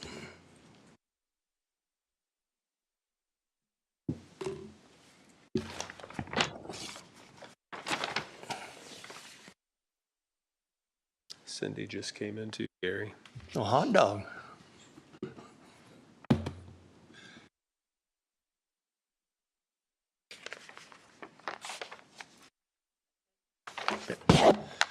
Dede? Thank you. Thanks, Mike. Good morning. Good morning. So for the record, I'm Dede Allender with the Hancock County, the Hancock County Solid Waste Management District, doing business as Recycle Hancock County. And on April 8th, I got an email that was sent out to all county government that said that Bestway had removed the recycling service from Greenfield city limits, removed from the Annex building, and then recycling totes from all the Hancock County buildings will also be removed. And then as of that date, they did not have another avenue for recycling. So I am bringing this to your attention because that's what I do. That's what you've hired me to do is to promote recycling for the county. And so I'm coming to you today to address that issue. I did take kind of an informal poll. I emailed out all the Hancock County department heads just to kind of gauge their interest to see, is this something that they want or is this, something that they have no interest in? I did not hear back from everybody, but I heard back from 6 departments that they definitely do want this service. There was one that said no, that they weren't doing it anyway. I talked to Sheriff Burkhart out at the jail, and he was very concerned because they get a lot of cardboard out there, and everything is stopped out there. Just office recycling as well as I'm sure they have a lot of kitchen recycling as well. But in particular, he was concerned about all the cardboard that he gets out there. So just to kind of bring it to light, I know the city of Greenfield right now is currently taking bids for trash and recycling service. So they're soon, hopefully, going to be offering recycling to all the residents of the city of Greenfield. I'm working with the Parks Department to start recycling at the parks locations as well. So I do get a lot of phone calls that come into my office of, people that are new to the area, or, maybe they've been here for years, but majority of them are new people moving to this area, wanting to know where our recycling center is and how they can recycle, or who offers recycling service. So a lot of those people are saying, well, where I used to live, excuse me, it was required to recycle, or it was provided for us, or, it was mandatory. We don't have those requirements here. But I do want to be able to provide them with some solution. If they are wanting to recycle, I want to provide an opportunity to them. Luckily, we do have Republic Services here in town, which is open, excuse me, for anybody in the community or even out of county, that wants to recycle. They're able to take their items there for free. They do not charge. So that is super great that we do have that opportunity. And then I am just still winding down from a very busy month of encouraging recycling in all the schools. I've spoken to over 2,000 elementary school students, and every single school, elementary school in the county, stressing the importance of recycling. It's a huge problem. Just driving down the road, Highway 52, next to the waste management owned landfill down there. I mean, the rate that hill is growing is just alarming. You can stand, the last time I was out there, you could stand on the top of that hill. You could see the courthouse here in Greenfield. You could see the water tower by the hospital. You could even see the skyline of Indianapolis from the top of that hill. So it's really scary, the amount of trash that is coming to our area. And I'm sure a lot of it is recyclable materials that doesn't really have to be there. So recycling is definitely the right thing to do for our environment, for the right thing to do for our natural resources, the right thing to do for future generations. So I'm kind of bringing this to your attention to see if maybe we can look at possibly bringing back recycling to our Hancock County government. I did reach out to a couple of our waste haulers that do provide recycling service. One of them was not interested in proposing or giving me an estimate on what it would cost. The other one did, and I do have the prior price that we were paying with their bids that they offered to me. I don't know if this is something that I would probably have to go out to an official, bid process, but I was able to get some pricing on that. Not sure if you're interested in hearing that or what our next steps are. The thing is, those were removed by the company, okay? Right. We didn't have a choice there, so if you come up with something else, we'd be willing to look at that also. Okay. Because it saved us, it saved us? Kyle. Yeah, it saved us quite a bit. So. How much was it? Monthly. Yeah, it's expensive. Yeah, it's so, but we didn't have a choice there. And I understand that, a lot of companies are kind of going away from recycling just due to the expense. Should we send this out for proposals or what? Yeah, I think that's a good idea. That's what I think. Just, I mean, that way it's all done in public. We're not hiding or wanting to hide anything. That way somebody sees that it's very public, so. Yeah, no, that'd be great. I would appreciate the opportunity to bring recycling back. All right. All right, thank you. Thank you. Sandy Roberts.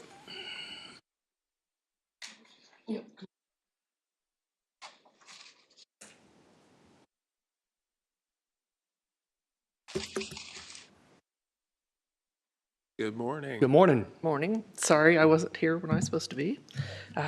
You're fine. Our contract with Eagle View needs to be, I saw that in our. we need a new contract with them, I guess. In your packet is some pricing that they gave us.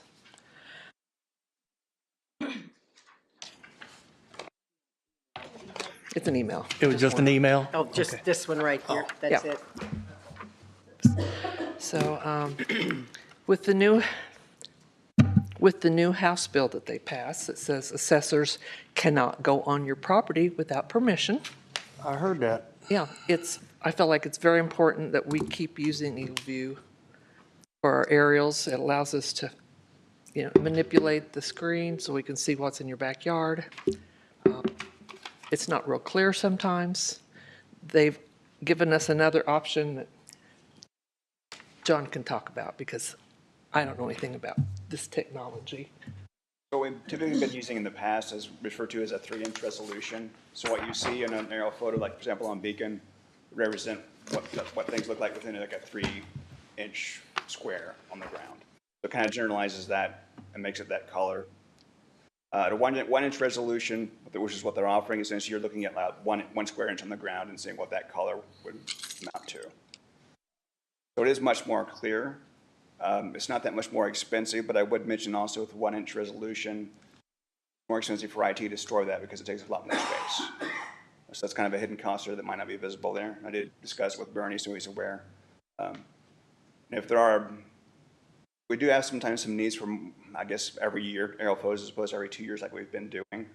Once again, that's more space on IT's part, and of course, much more expensive if we're doing it every year. But on the other hand, if people can't get on people's property without their permission, we might need that kind of flexibility where we have that every year too. What do you think the best trade-off is then with, it is going to cost more to have the 1-inch, but if the storage increases and then it costs us in a different way to provide more storage, what the best trade-off is? Assessors still be able to see? She would get a little bit better accuracy with the 1-inch when they start measuring. But I'm not sure it's worth the extra cost and the IT's cost for the storage necessarily, but it would be a crisper image and they can make finer measurements. This is a yearly fee, isn't it? Do what? Yearly fee? Yes. Okay. Well, hopefully by the time we get through the next year, they would have already changed that bill. So, because they're making adjustments to that bill all the time, so. Well, and that's another thing. It's been coming out of the surveyor's or John's budget. It was in our budget for a while, but everybody has access to it. So, should we put that in our budget? Should he put it in our budget, or should it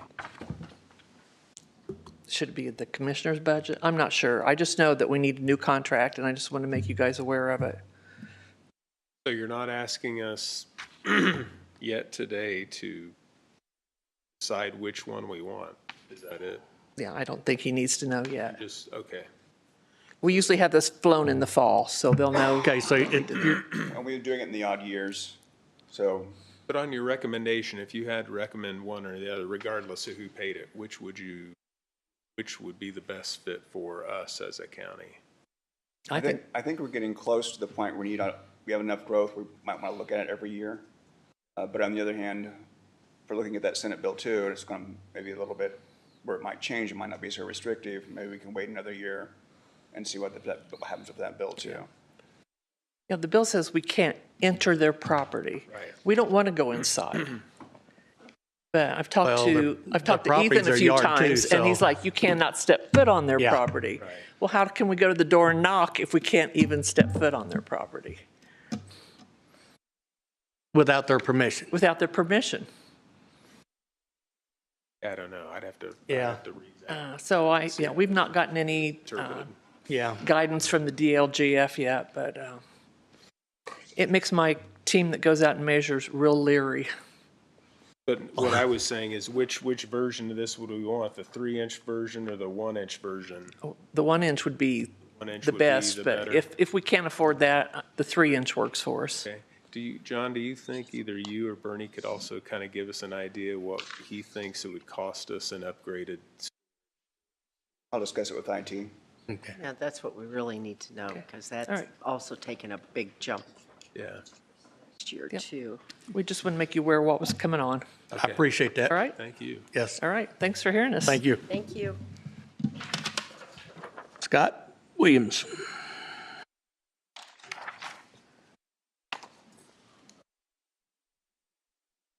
Good morning. Morning. Okay, two quick things today. Gary, I need you to sign a contract for my code consultant. They had a name change for their company, and this is just signing with a new name. Same company, just different name. Correct. Okay. What you got there? There are now no novation? Novation? Well, novation agreement is a legal term. The name of the company is Prime AE.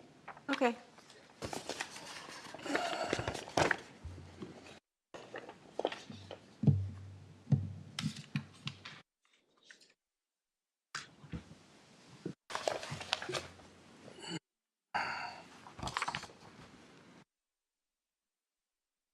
Has anything changed in this contract, or it's just the name? Just the name change. Like Yep, the same NS. people, Okay. same everything. I make a motion. Same rates. That we approve the new contract with the new name of a company, Novation Agreement, Prime AE Group, Inc. Second. There's a motion on the floor to approve the new contract with a new name, same contract with a new name, Novation Agreement as presented. All those in favor say aye. Aye. Opposed, same sign. Motion carries. All right, my second item is concerning the unsafe building law and trying to recoup some administrative costs. Under the unsafe building law, I believe you have it. I highlighted the section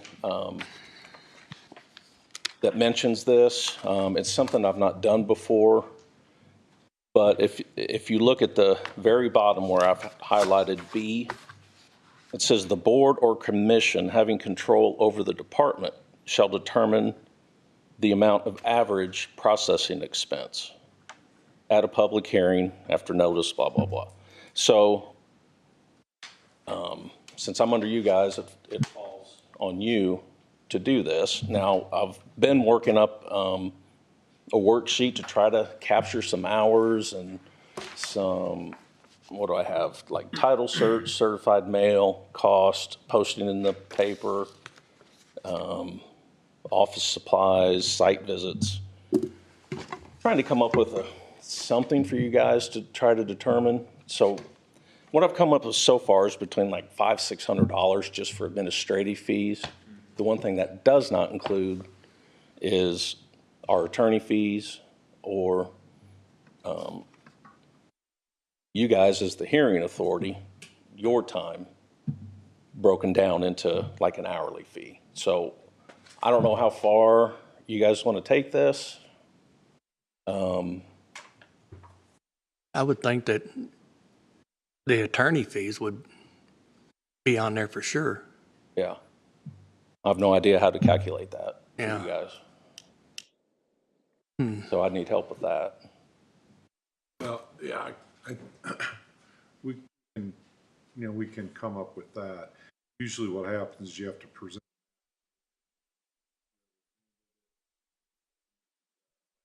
I would be doing that like. Right. Then we've actually paid that. Okay. I would do an affidavit of time. Okay. And then that will become part of the judge's decision to award the fees under the statute. Okay, that would have to go through a judge. That's something that, That's the way I would do that. okay, so if we, And I would point out to the court what the citation for the authority for that. okay, Have that part of the award, because that would actually go as a lien on the property. exactly. And that's, failed to mention that. So not only the bid price of the work to be done, you know, we can invoice the property owner. If they don't pay, then we lien it. Well, this would be in the, capturing the administrative fees along with the bid price. I know you put an incredible amount of time into. Yeah.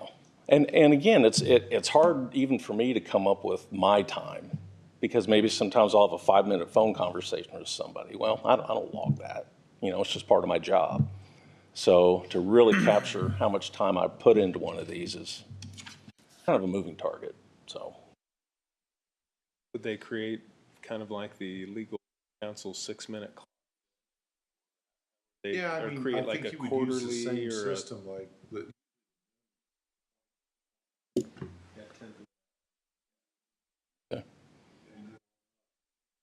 Right.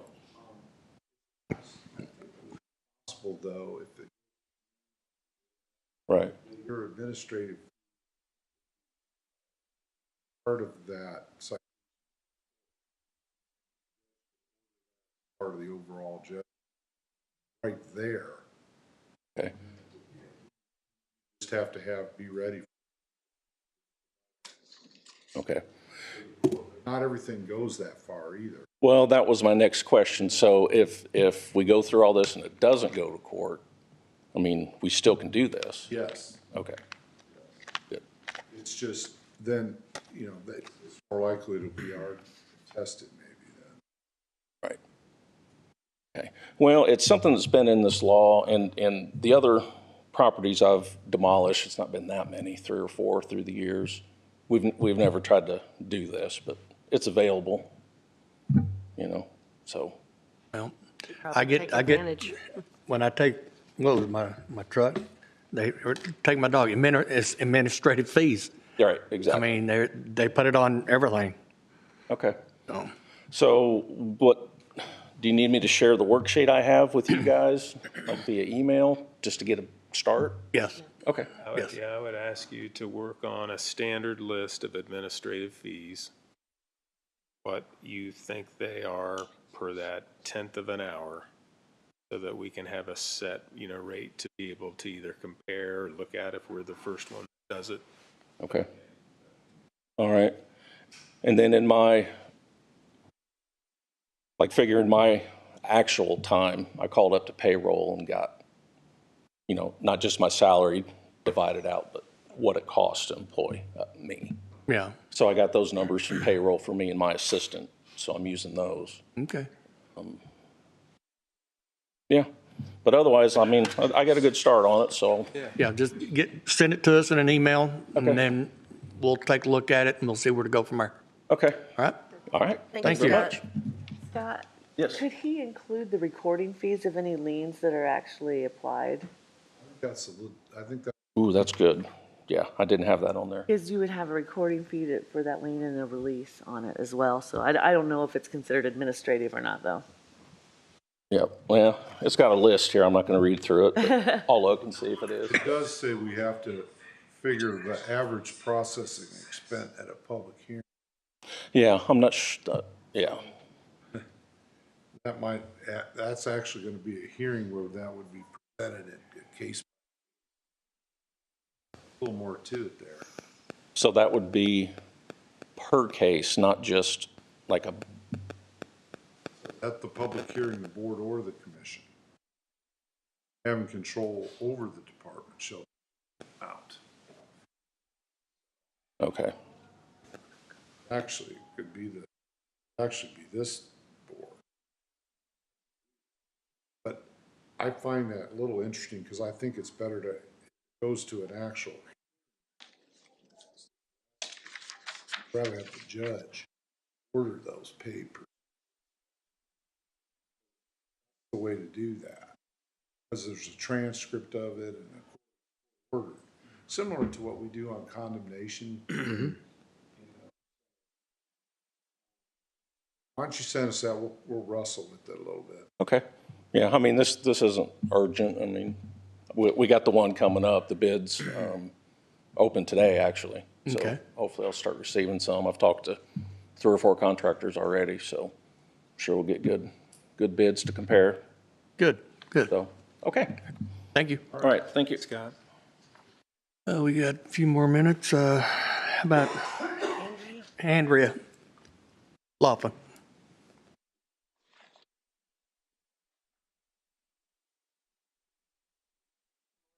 Good morning. I believe you have the information in your packet that I provided, but to put this on record, I'm here today just to request that you approval for corrections to the PTO accrual charts and the related policy language for employees in our employee manual.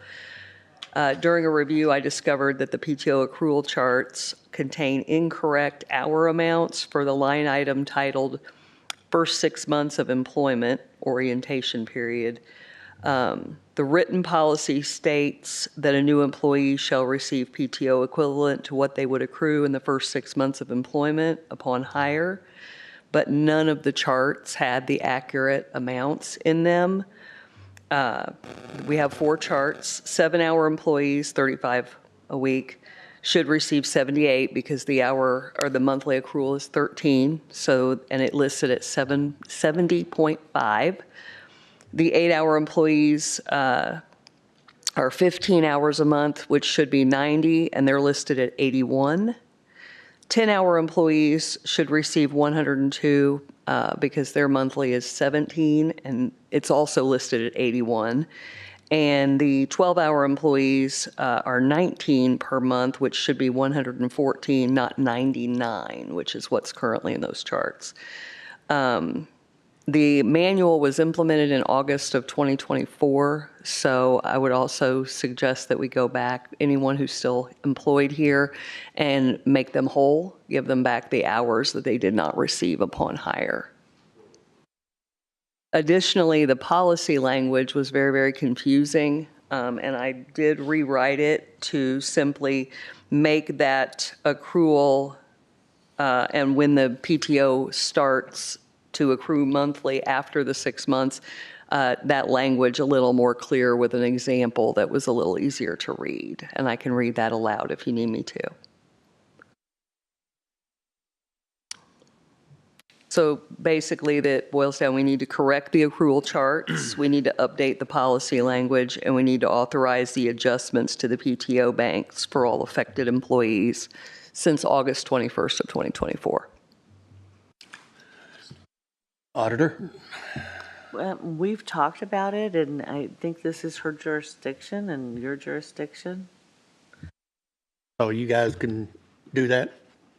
I'm not quite sure how that's going to affect people back from 2024. I mean, there's a lot of different scenarios that we will need to consider, but if someone is due time, we will make that happen. Okay.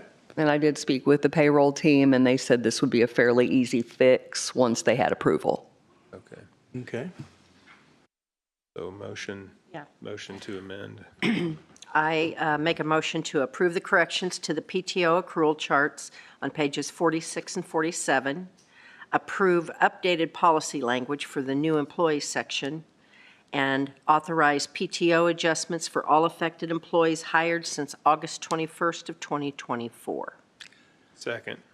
We have a motion and a second on the floor to approve corrections to the PTO accrual charts on page 46, 47, approve the updated policy language for the new employees section, and authorize the PTO adjustments for all affected employees hired since August 21st of 2024. Any further discussion? All those in favor say aye. Aye. Opposed, same sign. Motion carries. Thank you very much. You're welcome. Do you want to, where did my, there it is. Got 5 minutes. Let's go ahead and. Make a motion to approve claims and payroll. Second. Motion to approve claims and payroll, and second is on the floor. All in favor, say aye. Aye. Auditor Business? On the study for fire and EMS review Baker Tilly's doing, we've received our first invoice here. invoice ending in 497 and invoice 466. But we're not sure where you want that paid from. Professional services only has like $1,000. It was out of food and beverage that the council gave us that money. Was it out of food and beverage? Because we didn't have that in here. Yes. Oh, okay. From council or from commissioners? Might have just Okay. at that meeting, but I don't. So, Well, so we want to take this back to the council then for food and beverage monies? Just affirmation that. well, and I'll check their minutes as well. Maybe they made the motion and then we're fine. Right. Well, let's go ahead and make a motion, though, just so we're covered and you two can carry on. I move that we approve invoice number BT 3512497 in the amount of $15,566, and invoice number BT 3481466 in the amount of $30,700. Fees provided through January of '26 for our fire EMS review. Second. We have a motion on the floor and a second to approve the Baker Tilly invoices, two of them, one being BT 3512497 and BT 3481466. All those in favor say aye. Aye. Motion. Hi, Okay. I did. Okay. And Motion then- carries. And we did pull that contract, just so you're aware, just so that we can keep track of where we're not to exceed. Okay. So we're good. That's all I've got. Okay. You need a break? No, good. Okay. Good. Good, okay. Got 3 minutes. How about the sheriff? You might need more than 3 The minutes. sheriff. He's not, he's bringing us something else, not what's on the schedule. Morning. Good morning. I was on the agenda for some quotes on a walkway canopy, but I didn't get all that back right now, so I'll reschedule for next time. Okay. So I have all those together for you. But what I do have is I received this morning from Ian from Garmong, and I just need to get a signature for an addendum application for something to do with the building. Okay. You have paperwork with you. I make a motion that we approve and ratify the fire suspension state application for the sheriff's support building. Second. There's a motion on the floor to actually sign the addendum application for the sheriff, for the sheriff's evidence building. All those in favor say aye. Aye. Motion carries. Okay, right here, that's the engineer, owner. I'm not signing anything. I am.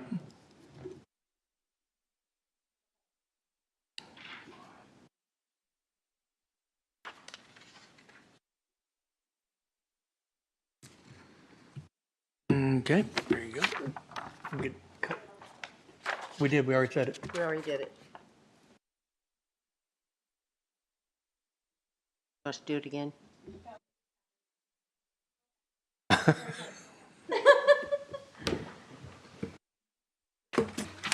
I don't have to attest, do I?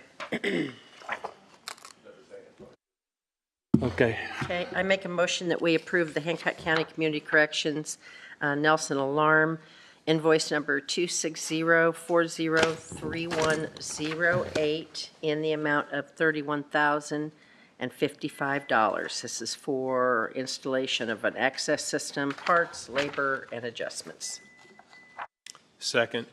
There's a motion on the floor to approve the Nelson Alarm installation of equipment, invoice number 260403108. True? Okay, for $31,055. All those in favor, say aye. Aye. Opposed, same sign, motion carries. We can stop right there. Okay, wait a second. Very quickly, the motion that you made for what we signed for the sheriff, there was the Nelson Alarm and the Ratify the Fire Suppression. And I think that both of those were mentioned in that motion, so I think that's why we need clarification. Actually, We just approved signing the paper. yeah, and that was just for the fire suspension. Suppression? It was for both? Oh. Well, this is what we're approving right now. Yeah, that's Nelson Alarm that we're approving right now. Right. So what the sheriff. Fire suppression support building? Different than what he has in. You want to take a look at this?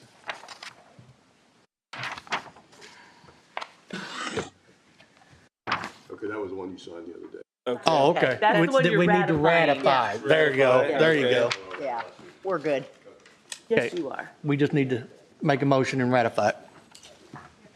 We already did that. No, We need to make a motion to ratify. what I signed, not here. Yeah, that we gave permission for you to sign last time we were Did we? here. Yes. Okay, all right. Get your signatures on there. Okay, Yes. all right. We already signed. All right. Second. I need a motion to recess. Well, I thought we were going to redo that, so we did do that? We You did gave it. him the authority to sign it. That's We right. did last Okay. time. Ratifying. Okay. Amen. We We're ratifying that. All right. Got it. Are we all ratified now? Well, nobody actually did a motion to ratify. I I'll did. make- And I second. And Bill So- seconded. Yep. All those in favor And say say aye. Aye. Aye. It's ratified. Now are we Okay. ratified? We're approved ratified.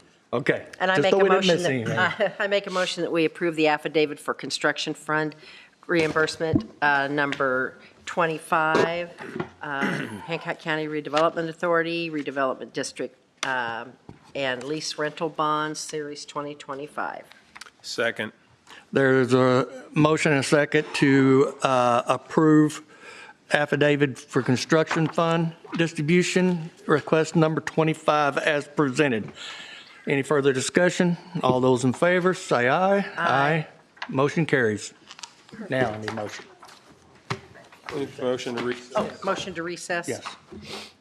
Second. Motion to recess and second on the floor. All those in favor, say aye. Aye.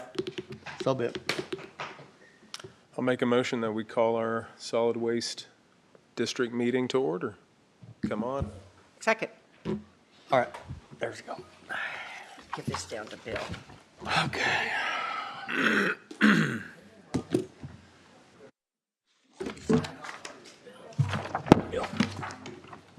How are you, sir?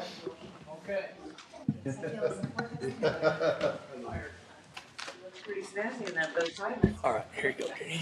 Yes, you did, by golly. Good morning. The only thing was I got it tied. Good morning, everyone. How are you doing? How are you? Okay. Thank you.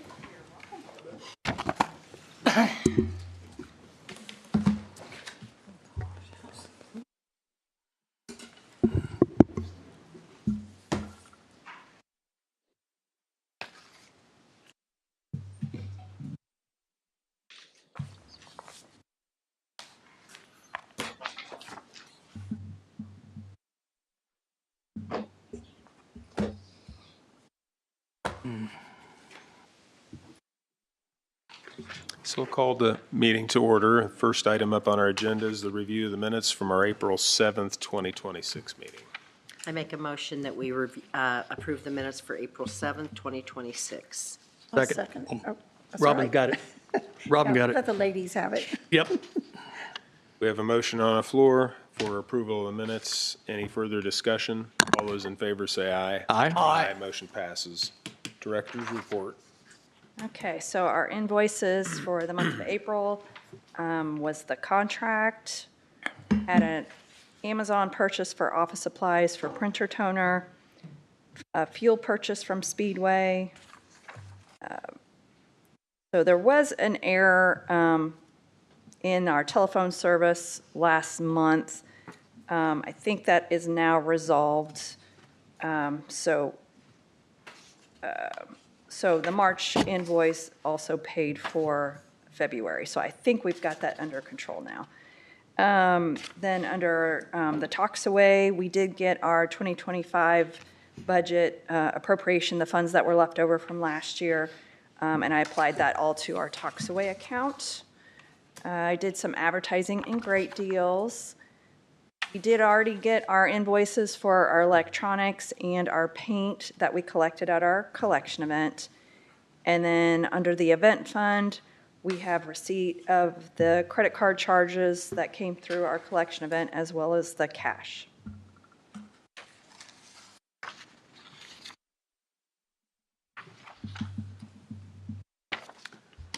Get a motion for approval of invoices. Make that motion, approval for the invoices. Second. Been moved and seconded. We approve the invoices as presented by Dede. Any other discussion? All those in favor say aye. Aye. Aye, motion passes. Okay, so I decided to go ahead and include my time schedule monthly, just so if there's any questions, then I'll be able to answer it rather than trying to go back 3 months. I do have my schedule for the month of April. As you can see, most of my time was spent doing school programs. So it looks like I've spent over 72 hours in the schools doing programs. I did rack up some extra time beyond my normal contracted hours over at the very far right edge of that sheet. So it's been a very busy month, and I was not able to continue with my regular duties in the 7-hour day, so I did have to spend some extra time some of the days just to get things done. Some of my programs even started before 8 o'clock, so, or even I had to be at the schools prior to 8 o'clock, so I had some early mornings and late evenings. It's been a crazy month, but we're surviving. I actually even tried to take a sick day on April 20th. I didn't have a voice, so I did have to cancel my school programs, but I did answer some emails and do a little bit of work that day in the afternoon. So that's my schedule for the month. I don't know if we have to approve anything. Okay. Thank you. All right. So on to old business. I have not heard anything regarding the Hancock County Community Foundation grant update yet. Still have not heard whether we have won that or not. And the same with the IDEM tire grant. I have not heard anything on that as well. The school program update, I don't have the total programs that I've done up to this date. I still have, I think, 2 more weeks of programming before we're done for the school year. I did have, there were some programs that I did try to change the program on. Those were the food programs that I had. So I have 2 programs that involve food. And so I reached out to those teachers and asked them to pick a different program. Out of those programs, most of them did choose a different program for me to present. However, I did have about 15 school programs that did get canceled because that was the program that they wanted. And if they couldn't have that program, they just wanted to cancel. So I did get about 15 that did cancel. I still have a few more that I need to reschedule or pick a different program for that I'll have to address this week. Our public services partner update, I have no information on that, and I haven't had time to even initiate anything for that as well, so I'll get back on that this month. Our collection event for our spring event was a huge, huge turnout. Another record-breaking event. It went well beyond what I had even anticipated.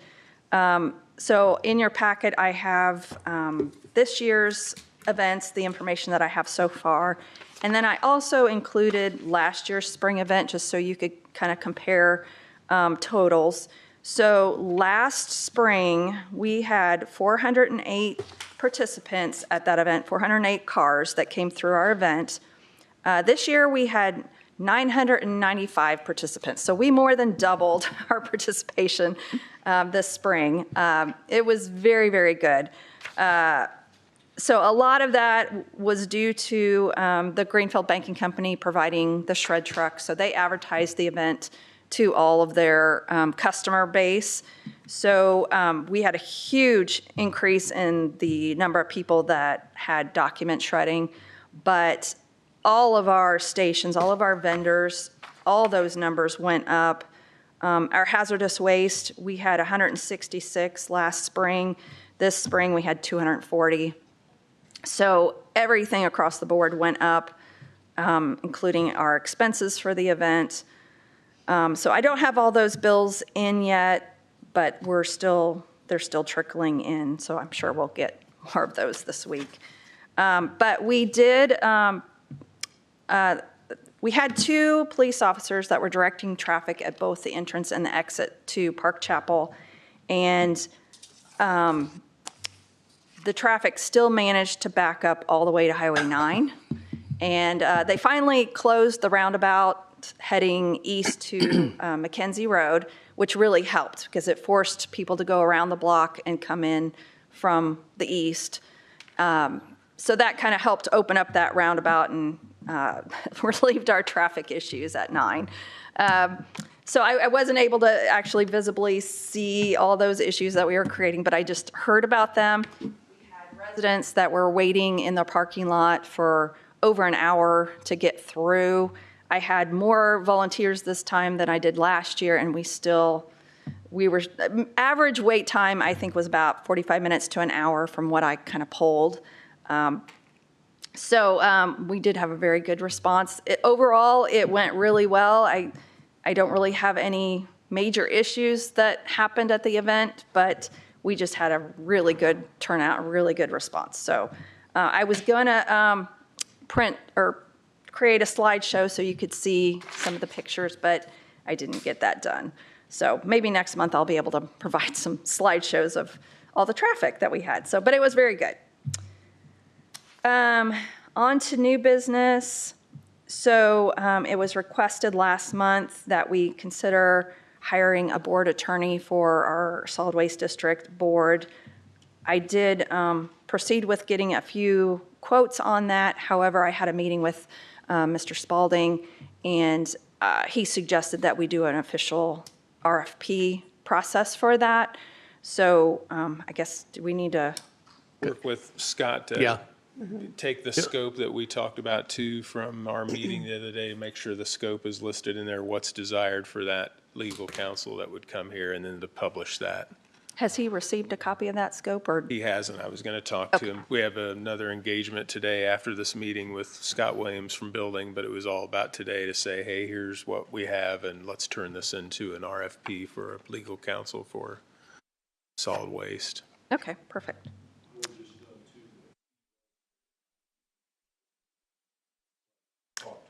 Yes, yes. And I told them, I said we would put an RFP in place so that they could apply for it, at least that way, instead of us going to them and soliciting their service. And he's clear, he's just kind of waiting, so. Yeah, and then I did reach out to 2 other attorneys as well as Steve. Greg Morlock is also interested as well as Jody Butts, who is the solid waste district attorney for Shelby County. So those are ones that were interested. So I talked to my personal insurance agent to try to get insurance to cover my business, since I am still an independent contractor, to cover us for our collection event. He did come back to me and said, due to the fact that we were accepting hazardous waste at the event, that they did not have a policy that they could insure me for that. So I did reach out to Brian Breeze as well. He was also working on trying to come up with a policy that would cover my business, myself, as well as the commissioners and the Solid Waste District Board. He did provide an insurance policy for us that covered all the entities as well as Park Chapel for their facility. I do have an extra invoice that came in that I didn't mention up above that I wanted to get approval to pay, and that is for that insurance policy. The amount was $1,427.83 for that. Can I get a motion for this additional insurance policy payment? So moved. Second. Motion on the floor to pay the additional insurance requested by the Solid Waste District Management District for this past Saturday's tournament event at Park Chapel. Is there any other discussion? All those in favor say aye. Where are we going to pay it from? From the solid waste management Okay. district's Their fund, Okay. general fund. Yeah, well, I'll probably have to create an insurance line item, but the funds will come from our Toxaway budget. Okay. Yeah. Aye. Any nays? Motion passes. Okay, and I was notified by Park Chapel Christian Church that we are no longer able to have our fall location there. They had something come up within the church, an event, and so they are not able to allow us to use the parking lot for the fall. And I knew this before our spring event, so it had nothing to do with our spring event. So due to our numbers that we had at our spring event, my first thought was to go back to the Greenfield Central Junior High to have our event there. However, I don't think they have the capacity at that location to handle 1,000 cars. Yeah, is that right? That's what I said. 900 and something. Yeah, 1,000 vehicles, unless we extend the event longer in the day. But so I am now working on, I found out that the Elanco parking lot or the Elanco facility is no longer owned by Elanco. It has now moved on to the new owners. I thought that wasn't occurring for another year, but it has has happened. So I've been talking to Steve Long to see if there's any chance that we could go back to that location, because that would be an ideal location. We could even, if we start backing up to Highway 9, we could send people down the road to the roundabout to head back, so the line would back up on that road, which I don't think is very widely used. There is a warehouse down there, but I'm not sure that they're even open on Saturday. I'm not really sure, but they still have another entrance, so it wouldn't hinder that business as well. So I'm proposing to move it to Elanco. I have not gotten the approval from Steve Long or their other partners to find out if that is a possibility. But I am looking for a new location, and if they're not available, I'll try to make the junior high work. I think we will have permission to go back to the junior high. I haven't submitted the paperwork to get that approved either. I'm just kind of waiting to see if we need that. But and if you guys have any ideas of any other locations we could check into, our biggest problem is just getting the traffic off the major roads, and having a place for them to line up while we try to process everybody through the event. So, but if you have any ideas, let me know. And then one thing I don't have on my agenda here is I did appear at the county commissioner meeting to try to reinstate recycling service for the government offices. That was taken away from us by the recycling provider. So I'm trying to get that program going again. So I just wanted to let the board know that I did appear at the county commissioners meeting. Just to let you know, we had no choice. The trash service said we're no longer recycling. So we've told her to go out and find somebody else. I'm working on it. And we actually had them to decrease our bill that they were charging us for it too. So we saved over $1,000 a month. So she's looking. Okay, and then the last thing that I have on here is the 2027 budget. I did not even get a chance to work on that very much. I'm not sure when those budgets are due. I know we need to talk about that. So I guess our Toxaway line item, I will have to increase for next year. Luckily, we had money left over from 2025 that's going to carry over to this year. That's going to help us with the shortfall for Toxaway. I think I should have enough funds there, depending on how our fall event goes. But even so, our hazardous waste has a cap of $25,000. This year, we're very, very close for the spring event. I think it was I will be getting an invoice for almost $24,000, so we almost reached that cap. But even if we hit that cap for our fall event, I don't anticipate running out of funds in our Talks Away line item. But I will have to increase that for next year because I won't have any money left over from this year that's going to roll over. So I'm going to be requesting to increase our Talks Away from 60,000 up to 75,000. So that's kind of a big jump. And then the only other thing would be the contract, if you desired to do a pay increase for the contract. But other than that, I think everything else could pretty much stay the same. Thank you. I know you're going to want to have your budget prepared pretty quickly because by June, they're really trying to solidify. That's kind of what I thought. I thought I usually presented it at the May meeing. I know Mary Bomer had said something about certain numbers they didn't have back from DLGF yet, but I think as soon as those come in, you're going to want to have that probably prepared by June because in July, that will be when everyone comes together and shares their budget request. So do you think that there's time for me to come back in June to present my proposed budget, or do we need to finalize that at this meeting?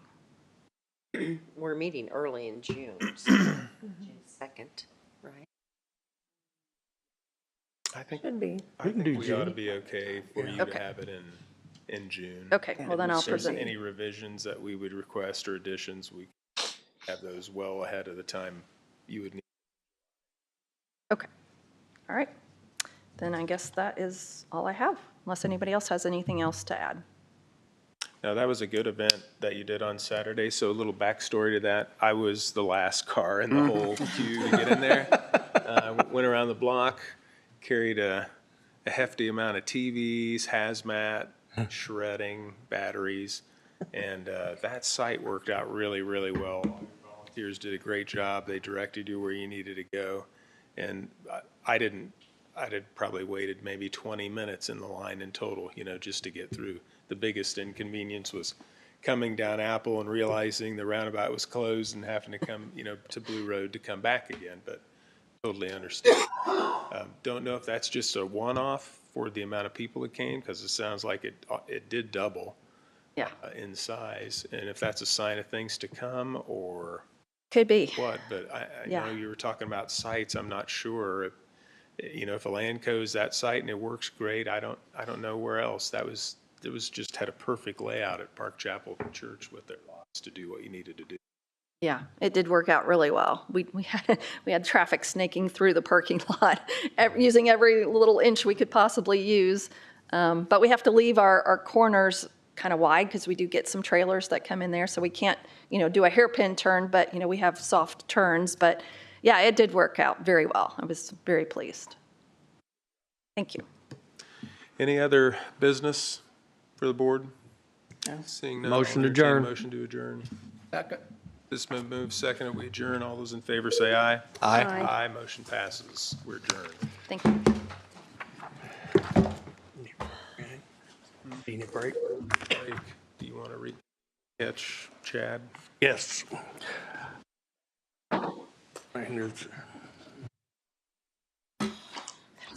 I'll call the commissioners' meeting back to order. Chad Coughenour. They did? Oh, okay. And we've got the IT Group Renewal.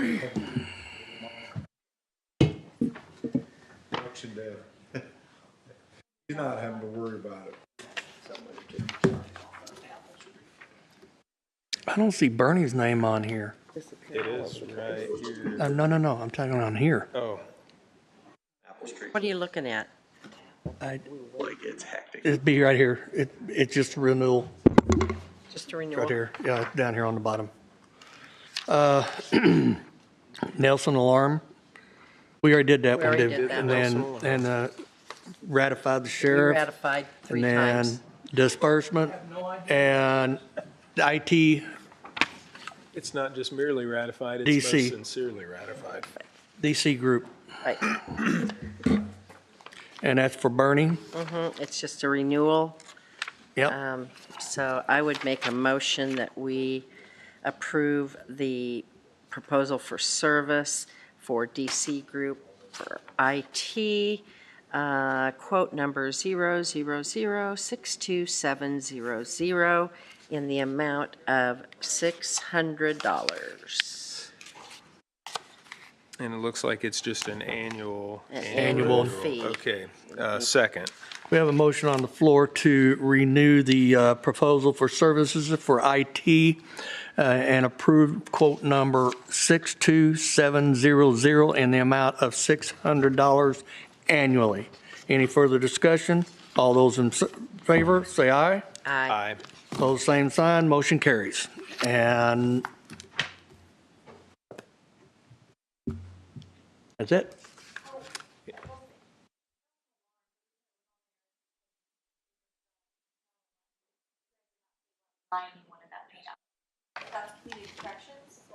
Yeah.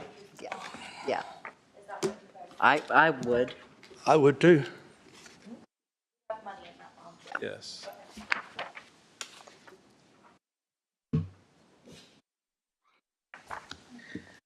Just have this one. Do we have any comment from the public?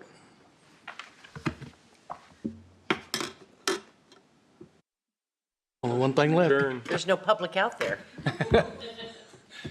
Make a motion. We Second. adjourn. Motion to adjourn is on the floor. All those in favor say aye. Aye. Motion carries. Oh, boy.